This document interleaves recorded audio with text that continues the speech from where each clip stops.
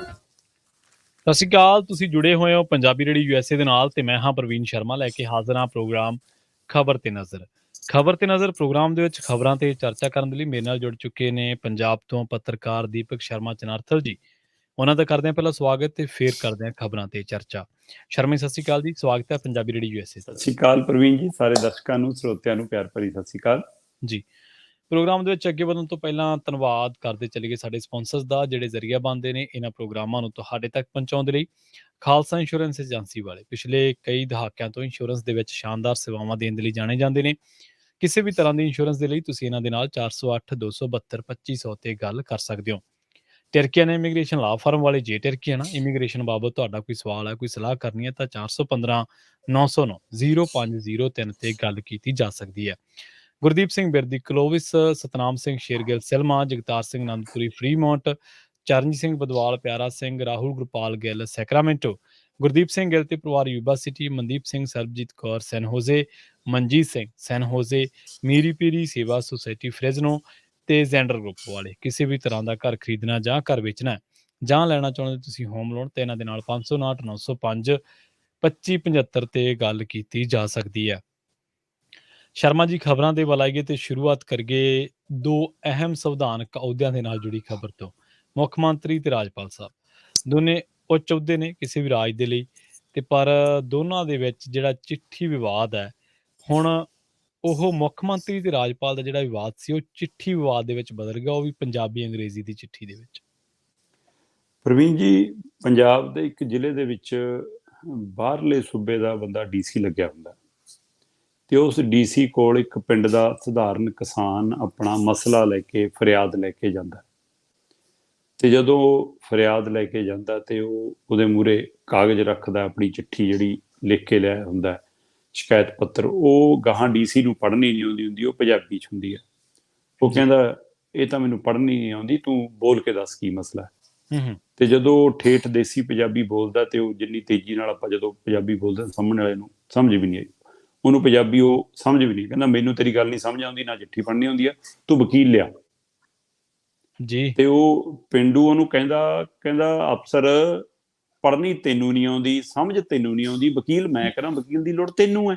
ਹਾਂ, ਬਿਲਕੁਲ ਸਹੀ ਹੈ, ਵਕੀਲ ਤਾਂ ਤੂੰ ਕਰ। ਸੋ ਕੱਲ ਜਦੋਂ ਭਗਵੰਤ ਮਾਨ ਹੋਰਾਂ ਦੀ ਪੰਜਾਬੀ ਵਾਲੀ ਚਿੱਠੀ ਬਾਹਰ ਆਈ ਤਦ ਮੈਨੂੰ ਇਹ ਘਟਨਾ ਯਾਦ ਆਈ ਕਿ ਹੋ ਸਕਦਾ ਅੱਜ ਪੰਜਾਬ ਦੇ ਰਾਜਪਾਲ ਨੂੰ, ਪੁਰੋਹਿਤ ਨੂੰ ਵਕੀਲ ਕਰਨ ਦੀ ਲੋੜ ਪਵੇ। ਅੱਜ ਉਹਨੂੰ ਪੰਜਾਬੀ ਪੜ੍ਹਨ ਵਾਲਾ ਬੰਦਾ ਲੱਭਣਾ ਪਵੇ ਜੀ। ਤੇ ਮੈਨੂੰ ਭਗਵੰਤ ਮਾਨ ਤੇ ਬਹੁਤ ਮਾਣ ਵੀ ਮਹਿਸੂਸ ਹੋਇਆ ਕਿ ਸ਼ੁਕਰ ਹੈ ਪੰਜਾਬੀਪਣਾ ਜਾਗਿਆ ਸਰਕਾਰ ਦਾ, ਕਿ ਸਰਕਾਰ ਨੇ ਚਿੱਠੀ ਪੱਤਰ ਪੰਜਾਬੀ ਸ਼ੁਰੂ ਕੀਤਾ। ਕਿਉਂਕਿ ਇਹ ਮਾਨ ਸਰਕਾਰ ਦੇ ਰਾਜ ਦੇ ਵਿੱਚ ਵੀ ਪਹਿਲਿਆਂ ਮੰਗ ਅੰਗਰੇਜ਼ੀ ਹੀ ਭਾਰੂਗਾ ਜੀ। ਪ੍ਰਵੀਨ ਜੀ, ਪੰਜਾਬ ਦੇ ਚੀਫ ਸੈਕਟਰੀ ਤੋਂ ਲੈ ਕੇ ਪੰਜਾਬ ਦੇ ਜ਼ਿਲ੍ਹਿਆਂ ਦੇ DC ਤੱਕ, ਪੰਚਾਇਤ ਅਫਸਰਾਂ ਤੱਕ ਨੂੰ ਜਿਹੜੀਆਂ ਚਿੱਠੀਆਂ ਲਿਖੀਆਂ ਜਾਂਦੀਆਂ ਉਹ ਅੰਗਰੇਜ਼ੀ 'ਚ ਲਿਖੀਆਂ ਜਾਂਦੀਆਂ ਜੀ। ਤੇ ਉਹ ਚਿੱਠੀ ਪੰਜਾਬੀ 'ਚ ਕਦੇ ਨਹੀਂ ਆਈ। ਸੋ ਕੱਲ ਚਿੱਠੀ ਜਦੋਂ ਪੰਜਾਬੀ 'ਚ ਆਈ ਤਾਂ ਮੈਨੂੰ ਲੱਗਿਆ ਕਿ ਲੈ ਵੀ ਸ਼ੁਰੂਆਤ ਹੋ ਗਈ। ਜੇ ਰਾਜਪਾਲ ਨੂੰ ਚਿੱਠੀ ਪੰਜਾਬੀ 'ਚ ਲਿਖਤੀ ਤਾਂ ਬਾਕੀਆਂ ਨੂੰ ਵੀ ਪੰਜਾਬੀ ਚਿੱਠੀਆਂ ਲਿਖੀਆਂ ਜਾਣਗੀਆਂ। ਜੀ ਜੀ। ਪਰ ਥੋੜੀ ਦੇਰ ਬਾਅਦ ਰਾਜਪਾਲ ਸਾਹਿਬ ਦਾ ਜਵਾਬ ਆ ਗਿਆ ਕਿ ਭਾਈ ਇਹ ਚਿੱਠੀ ਤਾਂ ਸੋਸ਼ਲ ਮੀਡੀਆ ਵਾਲੀ ਹੈ, ਮੇਰੇ ਵਾਲੀ ਚਿੱਠੀ ਨਹੀਂ ਹੈ। ਮੇਰੇ ਵਾਲੀ ਚਿੱਠੀ ਤਾਂ ਅੰਗਰੇਜ਼ੀ 'ਚ ਆ ਜੀ। ਤੇ ਸਰਕਾਰ ਦਾ ਜਦੇ ਦੋ ਚਿਹਰਾ ਵੀ ਸਾਹਮਣੇ ਆ ਗਿਆ ਕਿ ਸਰਕਾਰ ਡਰਾਮੇ ਕਰਦੀ ਆ। ਔਰ ਫਿਰ ਇੱਥੋਂ ਤੱਕ ਕਿ ਉਹ ਨਾ ਤਾਂ ਪੰਜਾਬੀ ਵਾਲੀ ਚਿੱਠੀ ਦਾ ਅਨੁਵਾਦ ਕਰਕੇ ਅੰਗਰੇਜ਼ੀ 'ਚ ਭੇਜਿਆ ਜੀ, ਤੇ ਨਾ ਅੰਗਰੇਜ਼ੀ ਚਿੱਠੀ ਦਾ ਅਨੁਵਾਦ ਕਰਕੇ ਸੋਸ਼ਲ ਮੀਡੀਆ ਤੇ ਪੰਜਾਬੀ 'ਚ ਪਾਇਆ। ਦੋਵੇਂ ਚਿੱਠੀਆਂ ਦੀ ਇਬਾਰਤ ਵਿੱਚ ਵੀ ਫਰਕ ਆ, ਦੋਵਾਂ ਚਿੱਠੀਆਂ ਦੀ ਲਿਖਤ 'ਚ ਵੀ ਫਰਕ ਆ। ਜੀ। ਭਾਵ ਚਾਹੇ ਇੱਕੋ ਜਿਹੇ ਹੋਣ ਪਰ ਸ਼ਬਦਾਂ ਦਾ ਹੇਰ-ਫੇਰ ਬਹੁਤ ਵੱਡਾ ਹੁੰਦਾ। ਭਾਰਤ ਦੇ ਪ੍ਰਧਾਨ ਮੰਤਰੀ ਸੀ ਡਾਕਟਰ ਮਨਮੋਹਨ ਸਿੰਘ ਤੇ BJP ਵਾਲੇ ਲੀਡਰ ਅਡਵਾਨੀ ਦੀ ਅਗਵਾਈ ਦੇ ਵਿੱਚ ਉਹਨਾਂ ਨੂੰ ਮਿਲਣ ਗਏ ਜੀ। ਤੇ ਕਿਸੇ ਮੁੱਦੇ ਨੂੰ ਲੈ ਕੇ, ਜਦੋਂ ਜਿਹੜਾ ਭਾਰਤ ਦੀ ਸੰਸਦ ਹੁੰਦੀ ਹੈ ਉਹਦੇ ਅੰਦਰ ਵੀ ਦਫ਼ਤਰ ਹੁੰਦੇ ਨੇ ਨਾ, ਤੇ ਉੱਥੇ ਉਹਨਾਂ ਦੇ ਦਫ਼ਤਰ ਦੇ ਵਿੱਚ ਉਹਨਾਂ ਨੂੰ ਮਿਲਣ ਪਹੁੰਚੇ ਤੇ ਉਹਨਾਂ ਨੂੰ ਕਿਹਾ ਜੀ ਕਿ ਅਸੀਂ ਆਹ ਮੁੱਦੇ ਤੇ ਗੱਲ ਕਰਨੀ ਆ। ਮੁੱਦਾ ਉਹ ਸੀ ਜਿਹੜੇ ਮੁੱਦੇ ਦੇ ਉੱਤੇ ਭਾਰਤੀ ਸੰਸਦ ਦੇ ਅੰਦਰ ਉਹਨਾਂ ਨਾਲ ਤਕਰਾਰ ਹੋਈ ਸੀ ਤੇ ਉੱਥੇ ਉਹ ਬੜੇ ਮਤਲਬ ਹਲਕੇ ਪੱਧਰ ਤੇ ਉਤਰ ਆਈ ਸੀ BJP। ਤੇ ਜਦੋਂ ਮਨਮੋਹਨ ਸਿੰਘ ਨੂੰ ਮਿਲਣ ਆਏ ਤੇ ਮਨਮੋਹਨ ਸਿੰਘ ਨੇ ਉਹਨਾਂ ਦੀ ਗੱਲ ਸੁਣੀ ਤੇ ਕਹਿਤਾ ਕਿ ਠੀਕ ਹੈ, ਕੋਈ ਨਾ ਵਿਚਾਰਾਂਗੇ, ਜਾਓ ਜੀ। ਨਾ ਤਾਂ ਉਹਨਾਂ ਨੂੰ ਬੈਠਣ ਲਈ ਕਿਹਾ ਜੀ, ਨਾ ਉਹਨਾਂ ਨੂੰ ਚਾਹ ਪਾਣੀ ਪੁੱਛਿਆ। ਠੀਕ ਹੈ। ਤੇ ਦੋਵਾਂ 'ਚ ਗੱਲਬਾਤ ਅੰਗਰੇਜ਼ੀ 'ਚ ਹੋਈ ਜੀ। ਤੇ ਉਹ ਤੋਂ ਬਾਅਦ ਇੱਕ ਟੀਵੀ ਚੈਨਲ ਦੀ ਡਿਬੇਟ ਦੇ ਵਿੱਚ ਇਸ ਮਸਲੇ ਦੇ ਉੱਤੇ ਬੀਜੇਪੀ ਦੇ ਇੱਕ ਬੁਲਾਰੇ ਨਾਲ ਮੇਰਾ ਪੇਚ ਫਸਿਆ, ਤੇ ਮੈਂ ਕਿਹਾ ਵੀ ਉਹ ਆਏ ਸੀ ਬੀਜੇਪੀ ਵਾਲੇ ਪ੍ਰਧਾਨ ਮੰਤਰੀ ਮਤਲਬ ਉਹਨਾਂ ਕੋਲ, ਮਨਮੋਹਨ ਸਿੰਘ ਜੀ ਕੋਲ, ਤੇ ਉਹਨਾਂ ਨੇ ਕਿਹਾ ਕਿ ਜਾਓ ਭਾਜੋ, ਜੋ ਕਰਨਾ ਕਰ ਲਓ, ਤੁਸੀਂ ਤਾਂ ਕਹਿ ਲਿਆ ਜੋ ਕਹਿਣਾ, ਜੀ ਜੀ, ਤੇ ਹੁਣ ਜਾਓ ਭਾਜੋ। ਉਹ ਬੀਜੇਪੀ ਵਾਲਾ ਮੇਰੇ ਨਾਲ ਬੈਸਣ ਲੱਗਿਆ, ਏਦਾਂ ਨਹੀਂ ਹੋਇਆ, ਉਹਨਾਂ ਨੇ ਮਤਲਬ ਕਿ ਬੈਠਣ ਲਈ ਨਹੀਂ ਕਿਹਾ। ਮੈਂ ਕਿਹਾ ਉਹਦਾ ਪੰਜਾਬੀ ਚ ਮਤਲਬ ਕੀ ਬਣਦਾ ਜੀ, ਪੰਜਾਬੀ ਚ ਮਤਲਬ ਇਹੀ ਬਣਦਾ। ਸੋ ਅੰਗਰੇਜ਼ੀ ਚ ਚਿੱਠੀ ਜਿਹੜੀ ਲਿਖੀ ਆ, ਉਹ ਚਿੱਠੀ ਦਾ ਉਲਥਾ ਤਾਂ ਨਹੀਂ ਹੈ ਪੰਜਾਬੀ ਚ, ਪਰ ਜੇਕਰ ਤੁਸੀਂ ਉਹਦਾ ਭਾਵ ਸਮਝੋਗੇ ਤਾਂ ਭਾਵ ਉਹੀ ਆ ਕਿ ਪ੍ਰੋਹਿਤ ਜੀ ਸਾਡੇ ਨਾਲ ਪੰਗੇ ਨਾ ਲਓ ਜੀ, ਤੁਸੀਂ ਆਪਣੇ ਅਹੁਦੇ ਤੇ ਟਿੱਕੇ ਕੰਮ ਕਰੋ, ਸਾਨੂੰ ਆਪਣੇ ਅਹੁਦੇ ਤੋਂ ਕੰਮ ਕਰਨ ਦਿਓ, ਅਸੀਂ ਆਪਣੇ ਆਕਾਵਾਂ ਅਨੁਸਾਰ ਚੱਲਦੇ ਹਾਂ, ਤੁਸੀਂ ਆਪਣੇ ਆਕਾਵਾਂ ਅਨੁਸਾਰ ਚੱਲਦੇ ਹੋ, ਇਸ ਲਈ ਆਪਾਂ ਟਕਰਾਈਏ ਨਾ, ਆਪਣੇ ਆਪਣੇ ਰਾਹ ਤੁਰੇ ਰਹੀਏ। ਚਿੱਠੀ ਦਾ ਭਾਵ ਇਹੀ ਆ। ਭਗਵੰਤ ਮਾਨ ਹੋਰੀ ਖੁਦ ਆਪਣੇ ਸੋਸ਼ਲ ਮੀਡੀਆ ਦੇ ਉੱਤੇ ਉਹ ਚਿੱਠੀ ਸ਼ੇਅਰ ਕਰਦੇ ਨੇ ਕਿ ਜੀ ਆਹ ਚਿੱਠੀ ਮੈਂ ਪੰਜਾਬ ਦੇ ਰਾਜਪਾਲ ਪੁਰੋਹਿਤ ਨੂੰ ਲਿਖੀ ਆ, ਤੇ ਉਹਦੇ ਵਿੱਚ ਬਕਾਇਦਾ ਉਹਨਾਂ ਦੀ ਤਾਰੀਫ ਲਿਖ ਕੇ ਉਹਨਾਂ ਨੂੰ ਤਕੜੀ ਚੂੰਡੀ ਵੱਢੀ ਆ। ਪੰਜਾਬੀ ਦੀ ਚਿੱਠੀ 'ਚ ਸ਼ਰੇਆਮ ਲਿਖਿਆ ਕਿ ਮੈਂ ਤੁਹਾਨੂੰ ਜਿੰਨੀ ਵਾਰ ਮਿਲਿਆ, ਤੁਹਾਡੀ ਗੱਲਬਾਤ ਨਾਲ, ਤੁਹਾਨੂੰ ਮੁਲਾਕਾਤ ਦੌਰਾਨ ਮੈਂ ਤੁਹਾਨੂੰ ਬਹੁਤ ਸਾਊ ਸਮਝਦਾ, ਤੁਹਾਡੇ ਸੁਭਾਅ ਤੋਂ ਤੁਸੀਂ ਨੇਕ ਇਨਸਾਨ ਲੱਗਦੇ ਹੋ, ਤੇ ਤੁਸੀਂ ਅਜਿਹਾ ਕੁਛ ਨਹੀਂ ਕਰ ਸਕਦੇ, ਤੁਹਾਤੋਂ ਕੌਣ ਕਰਾ ਰਿਹਾ ਪਿੱਠ ਪਿੱਛੇ, ਉਹਦੇ ਨਾਲ ਬਦਨਾਮੀ ਤੁਹਾਡੀ ਹੋ ਰਹੀ ਆ, ਪੰਜਾਬ ਦੇ ਲੋਕ ਤੁਹਾਡੇ ਨਾਲ ਗੁੱਸਾ ਕਰਨ ਲੱਗੇ ਨੇ, ਤੁਹਾਡੇ ਤੋਂ ਨਾਰਾਜ਼ ਨੇ, ਸੋ ਇਸ ਲਈ ਤੁਸੀਂ ਅਜਿਹਾ ਕੁਝ ਨਾ ਕਰੋ ਜਿਹਦੇ ਨਾਲ ਪੰਜਾਬ ਦੇ ਲੋਕਾਂ 'ਚ ਨਾਰਾਜ਼ਗੀ ਵਧੇ ਔਰ ਆਪਣੇ ਦੋਏ ਸੰਵਿਧਾਨਕ ਅਹੁਦਿਆਂ ਦੇ ਵਿੱਚ ਕੋਈ ਵਿਗਾੜ ਪਵੇ। ਤੇ ਆਪਣੇ ਕਿਉਂਕਿ ਉਹਨਾਂ ਨੇ 1970 ਦੇ ਐਕਟ ਦਾ ਹਵਾਲਾ ਦਿੱਤਾ, ਤੇ ਇਹ ਵੀ ਉਹਦੇ ਵਿੱਚ ਤੰਜ ਕੱਸਿਆ ਕਿ ਜੀ ਇਹ ਮਾਮਲਾ ਸ਼ੁਰੂ ਹੋਇਆ, ਆਪਾਂ ਇਹ ਗੱਲ ਲਗਾਤਾਰ ਕਰ ਰਹੇ ਸੀ ਕਿ ਜੀ ਇਹ ਰਾਜਪਾਲ ਔਰ ਮੁੱਖ ਮੰਤਰੀ 'ਚ ਵਿਵਾਦ ਸ਼ੁਰੂ ਹੁੰਦਾ ਭਰੋਸੇ ਦੇ ਮਤੇ ਵਾਲੇ ਤੋਂ, ਹੈ ਨਾ, ਉਸ ਵਿਧਾਨ ਸਭਾ ਦੇ ਵਿਸ਼ੇਸ਼ ਇਜਲਾਸ ਤੋਂ, ਤੇ ਉਸ ਤੋਂ ਬਾਅਦ ਉਹ BC ਵਾਲਾ ਵਿਵਾਦ ਆ ਜਾਂਦਾ, ਬਾਬਾ ਫਰੀਦ ਵਾਲਾ, ਤੇ ਫਿਰ ਆ ਜਾਂਦਾ ਹੁਣ ਲੁਧਿਆਣਾ ਯੂਨੀਵਰਸਿਟੀ। ਇਹੀ ਤਿੰਨੇ ਹਵਾਲੇ ਮੁੱਖ ਮੰਤਰੀ ਨੇ ਉਸ ਚਿੱਠੀ ਦਿੱਤੇ ਕਿ ਜੀ ਪਹਿਲਾ ਮਾਮਲਾ ਆਪਣਾ ਉਹ ਬਣਿਆ, ਦੂਸਰਾ ਆਪਣਾ ਬਾਬਾ ਫਰੀਦ ਯੂਨੀਵਰਸਿਟੀ ਨੂੰ ਲੈ ਕੇ ਬਣਿਆ, ਤੇ ਤੀਸਰਾ ਇਹ। ਪਰ ਇਹ 1970 ਦੇ ਐਕਟ ਦੇ ਹਿਸਾਬ ਨਾਲ, ਜਿਵੇਂ ਆਪਾਂ ਵੀ ਗੱਲ ਕਰ ਚੁੱਕੇ ਕਿ ਐਟੋਨਮਿਕ ਬੋਡੀ ਆ, ਤੇ ਉਹਨਾਂ ਨੇ ਪੁਰਾਣੇ ਸਾਰੇ BCਆਂ ਦਾ ਹਵਾਲਾ ਦਿੱਤਾ ਕਿ ਆਹ ਜਿੰਨੇ BC ਲੱਗੇ ਨੇ ਜੀ, ਨਾ ਇਹਨਾਂ ਨੂੰ ਮੁੱਖ ਮੰਤਰੀ ਨੇ ਚੁਣਿਆ, ਨਾ ਇਹਨਾਂ ਨੂੰ ਰਾਜਪਾਲ ਨੇ ਚੁਣਿਆ ਜੀ, ਇਹਨੂੰ ਉਹਨਾਂ ਦੀ ਪ੍ਰਬੰਧਕੀ ਟੀਮ ਚੁਣਦੀ ਆ, ਪ੍ਰਬੰਧਕੀ ਬੋਰਡ ਚੁਣਦਾ, ਤੇ ਉੱਥੇ ਆਪਣੀ ਕੋਈ ਦਖਲ ਨਹੀਂ।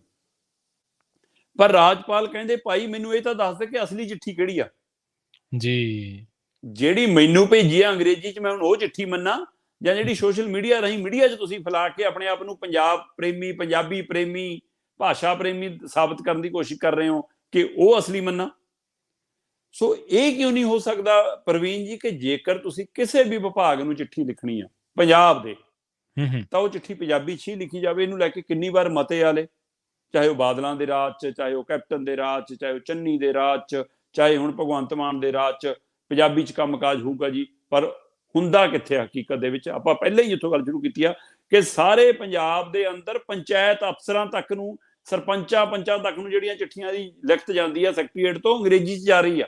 ਜੀ ਜੀ, DCਆਂ ਨੂੰ ਜਿਹੜੇ ਹੁਕਮ ਜਾਂਦੇ ਨੇ, SSP ਨੂੰ ਜਿਹੜੇ ਹੁਕਮ ਜਾਂਦੇ ਨੇ, ਹੋਰ ਵੱਖ-ਵੱਖ ਵਿਭਾਗਾਂ ਨੂੰ ਜਿਹੜੇ ਹੁਕਮ ਜਾਂਦੇ ਨੇ, ਉਹ ਅੰਗਰੇਜ਼ੀ 'ਚ ਜਾ ਰਹੇ ਨੇ। ਤੇ ਪੰਜਾਬ ਦੇ ਰਾਜਪਾਲ ਨੂੰ ਜਿਹੜਾ ਭਾਸ਼ਾ ਨਹੀਂ ਸਮਝਦਾ, ਤੁਸੀਂ ਉਹਦੇ ਨਾਲ ਦੀ ਚਿੱਠੀ ਅੰਗਰੇਜ਼ੀ 'ਚ ਦੇ ਨਾਲ ਪੰਜਾਬੀ 'ਚ ਲਿਖ ਕੇ ਕੀ ਦਿਖਾਉਣਾ ਚਾਹੁੰਦੇ ਹੋ? ਹੋਣਾ ਇਹ ਚਾਹੀਦਾ ਕਿ ਪੰਜਾਬ ਦੇ ਜਿੰਨੇ ਵੀ ਵਿਭਾਗ ਨੇ ਉਹਨਾਂ ਦਾ ਕੰਮਕਾਰ ਸਿਰਫ ਪੰਜਾਬੀ 'ਚ ਹੋਣਾ ਚਾਹੀਦਾ। ਬਿਲਕੁਲ ਹੋਣਾ। ਜਦੋਂ ਤੁਸੀਂ ਦੂਸਰੇ ਸੂਬੇ ਨਾਲ ਰਾਬਤਾ ਕਰਨਾ, ਜਦੋਂ ਤੁਸੀਂ ਕੇਂਦਰ ਨਾਲ ਰਾਬਤਾ ਕਰਨਾ, ਜਦੋਂ ਤੁਸੀਂ ਰਾਜਪਾਲ ਜਿਹੜਾ ਆਪਣੀ ਭਾਸ਼ਾ ਨਹੀਂ ਜਾਣਦਾ ਸਾਡੀ ਪੰਜਾਬੀ, ਉਹਦੇ ਨਾਲ ਰਾਬਤਾ ਕਰਨਾ, ਤਾਂ ਲਿਖੋ ਅੰਗਰੇਜ਼ੀ, ਲਿਖੋ ਹਿੰਦੀ, ਸਾਨੂੰ ਕੋਈ ਇਤਰਾਜ਼ ਨਹੀਂ, ਪਰ ਪਹਿਲੀ ਚਿੱਠੀ ਪੰਜਾਬੀ 'ਚ ਲਿਖੋ। ਉਹਦੇ ਥੱਲੇ ਤੁਹਾਡੀ ਹਿੰਦੀ ਵਾਲੀ, ਉਹਦੇ ਥੱਲੇ ਤੁਹਾਡੀ ਅੰਗਰੇਜ਼ੀ ਵਾਲੀ ਚਿੱਠੀ ਲੱਗੀ ਹੋਵੇ, ਉਹ ਪੰਜਾਬੀ ਦਾ ਅਨੁਵਾਦ ਹੋਵੇ।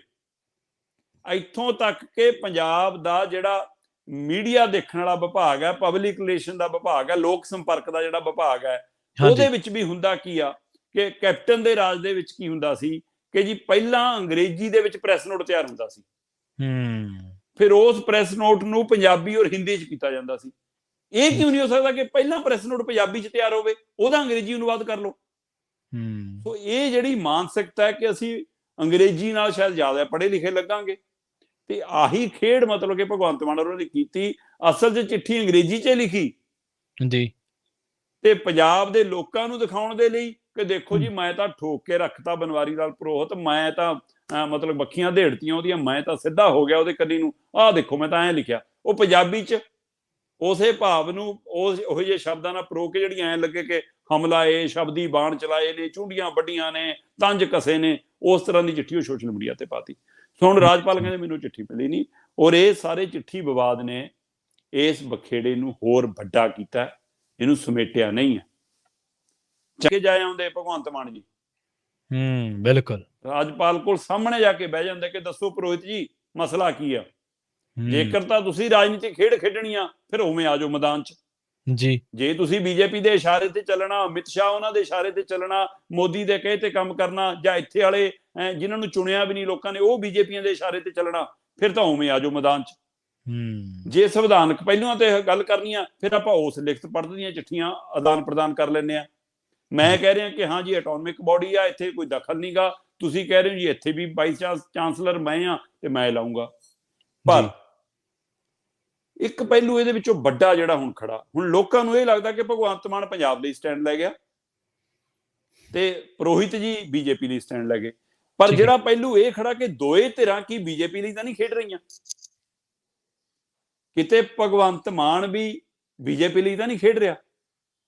ਇਹਦਾ ਪਹਿਲੂ ਦੇਖੋ, ਦਿੱਲੀ ਦੇ ਵਿੱਚ ਇੱਕ ਮੰਗ ਚੱਲੀ ਆਉਂਦੀ ਸੀ ਲੰਮੇ ਸਮੇਂ ਤੋਂ ਕਿ ਦਿੱਲੀ ਨੂੰ ਪੂਰਨ ਰਾਜ ਦਾ ਦਰਜਾ ਦਿੱਤਾ ਜਾਵੇ, ਤੇ ਉੱਥੇ ਜਿਵੇਂ ਗਵਰਨਰ ਨਾਲ ਜਿਹੜਾ ਮਤਲਬ ਕਿ ਉੱਥੇ ਉਪ ਰਾਜਪਾਲ ਆ ਜਿਹੜਾ ਉਹਦੇ ਨਾਲ ਜਿਵੇਂ ਪੇਚ ਫਸੇ, ਤੇ ਉਹ ਐਲਜੀ ਨਾਲ ਪੇਚ ਫਸਣ ਤੋਂ ਬਾਅਦ ਮਾਮਲਾ ਕੋਰਟ ਕਚਹਿਰੀ ਤੱਕ ਗਿਆ, ਤੇ ਕੋਰਟ ਕਚਹਿਰੀ ਦੇ ਵਿੱਚ ਅਧਿਕਾਰ ਜ਼ਿਆਦਾ ਐਲਜੀ ਨੂੰ ਮਿਲ ਗਏ, ਉਪ ਰਾਜਪਾਲ ਨੂੰ ਮਿਲ ਗਏ, ਤੇ ਸਰਕਾਰ ਦੇ ਪਰ ਕੱਟੇ ਗਏ, ਤੇ ਪਤਾ ਲੱਗ ਰਿਹਾ ਕਿ ਬੀਜੇਪੀ ਇਸ ਨੀਤੀ ਤੇ ਕੰਮ ਕਰ ਰਹੀ ਹੈ ਕਿ ਇਹਨੂੰ ਇਹ ਤੋਂ ਅੱਧੇ ਰਾਜ ਦਾ ਵੀ ਦਰਜਾ ਖੋਲੋ, ਦਿੱਲੀ ਪੂਰੀ ਤਰ੍ਹਾਂ ਹੀ ਆਪਣੇ ਕੰਟਰੋਲ 'ਚ ਕਰ ਲਓ।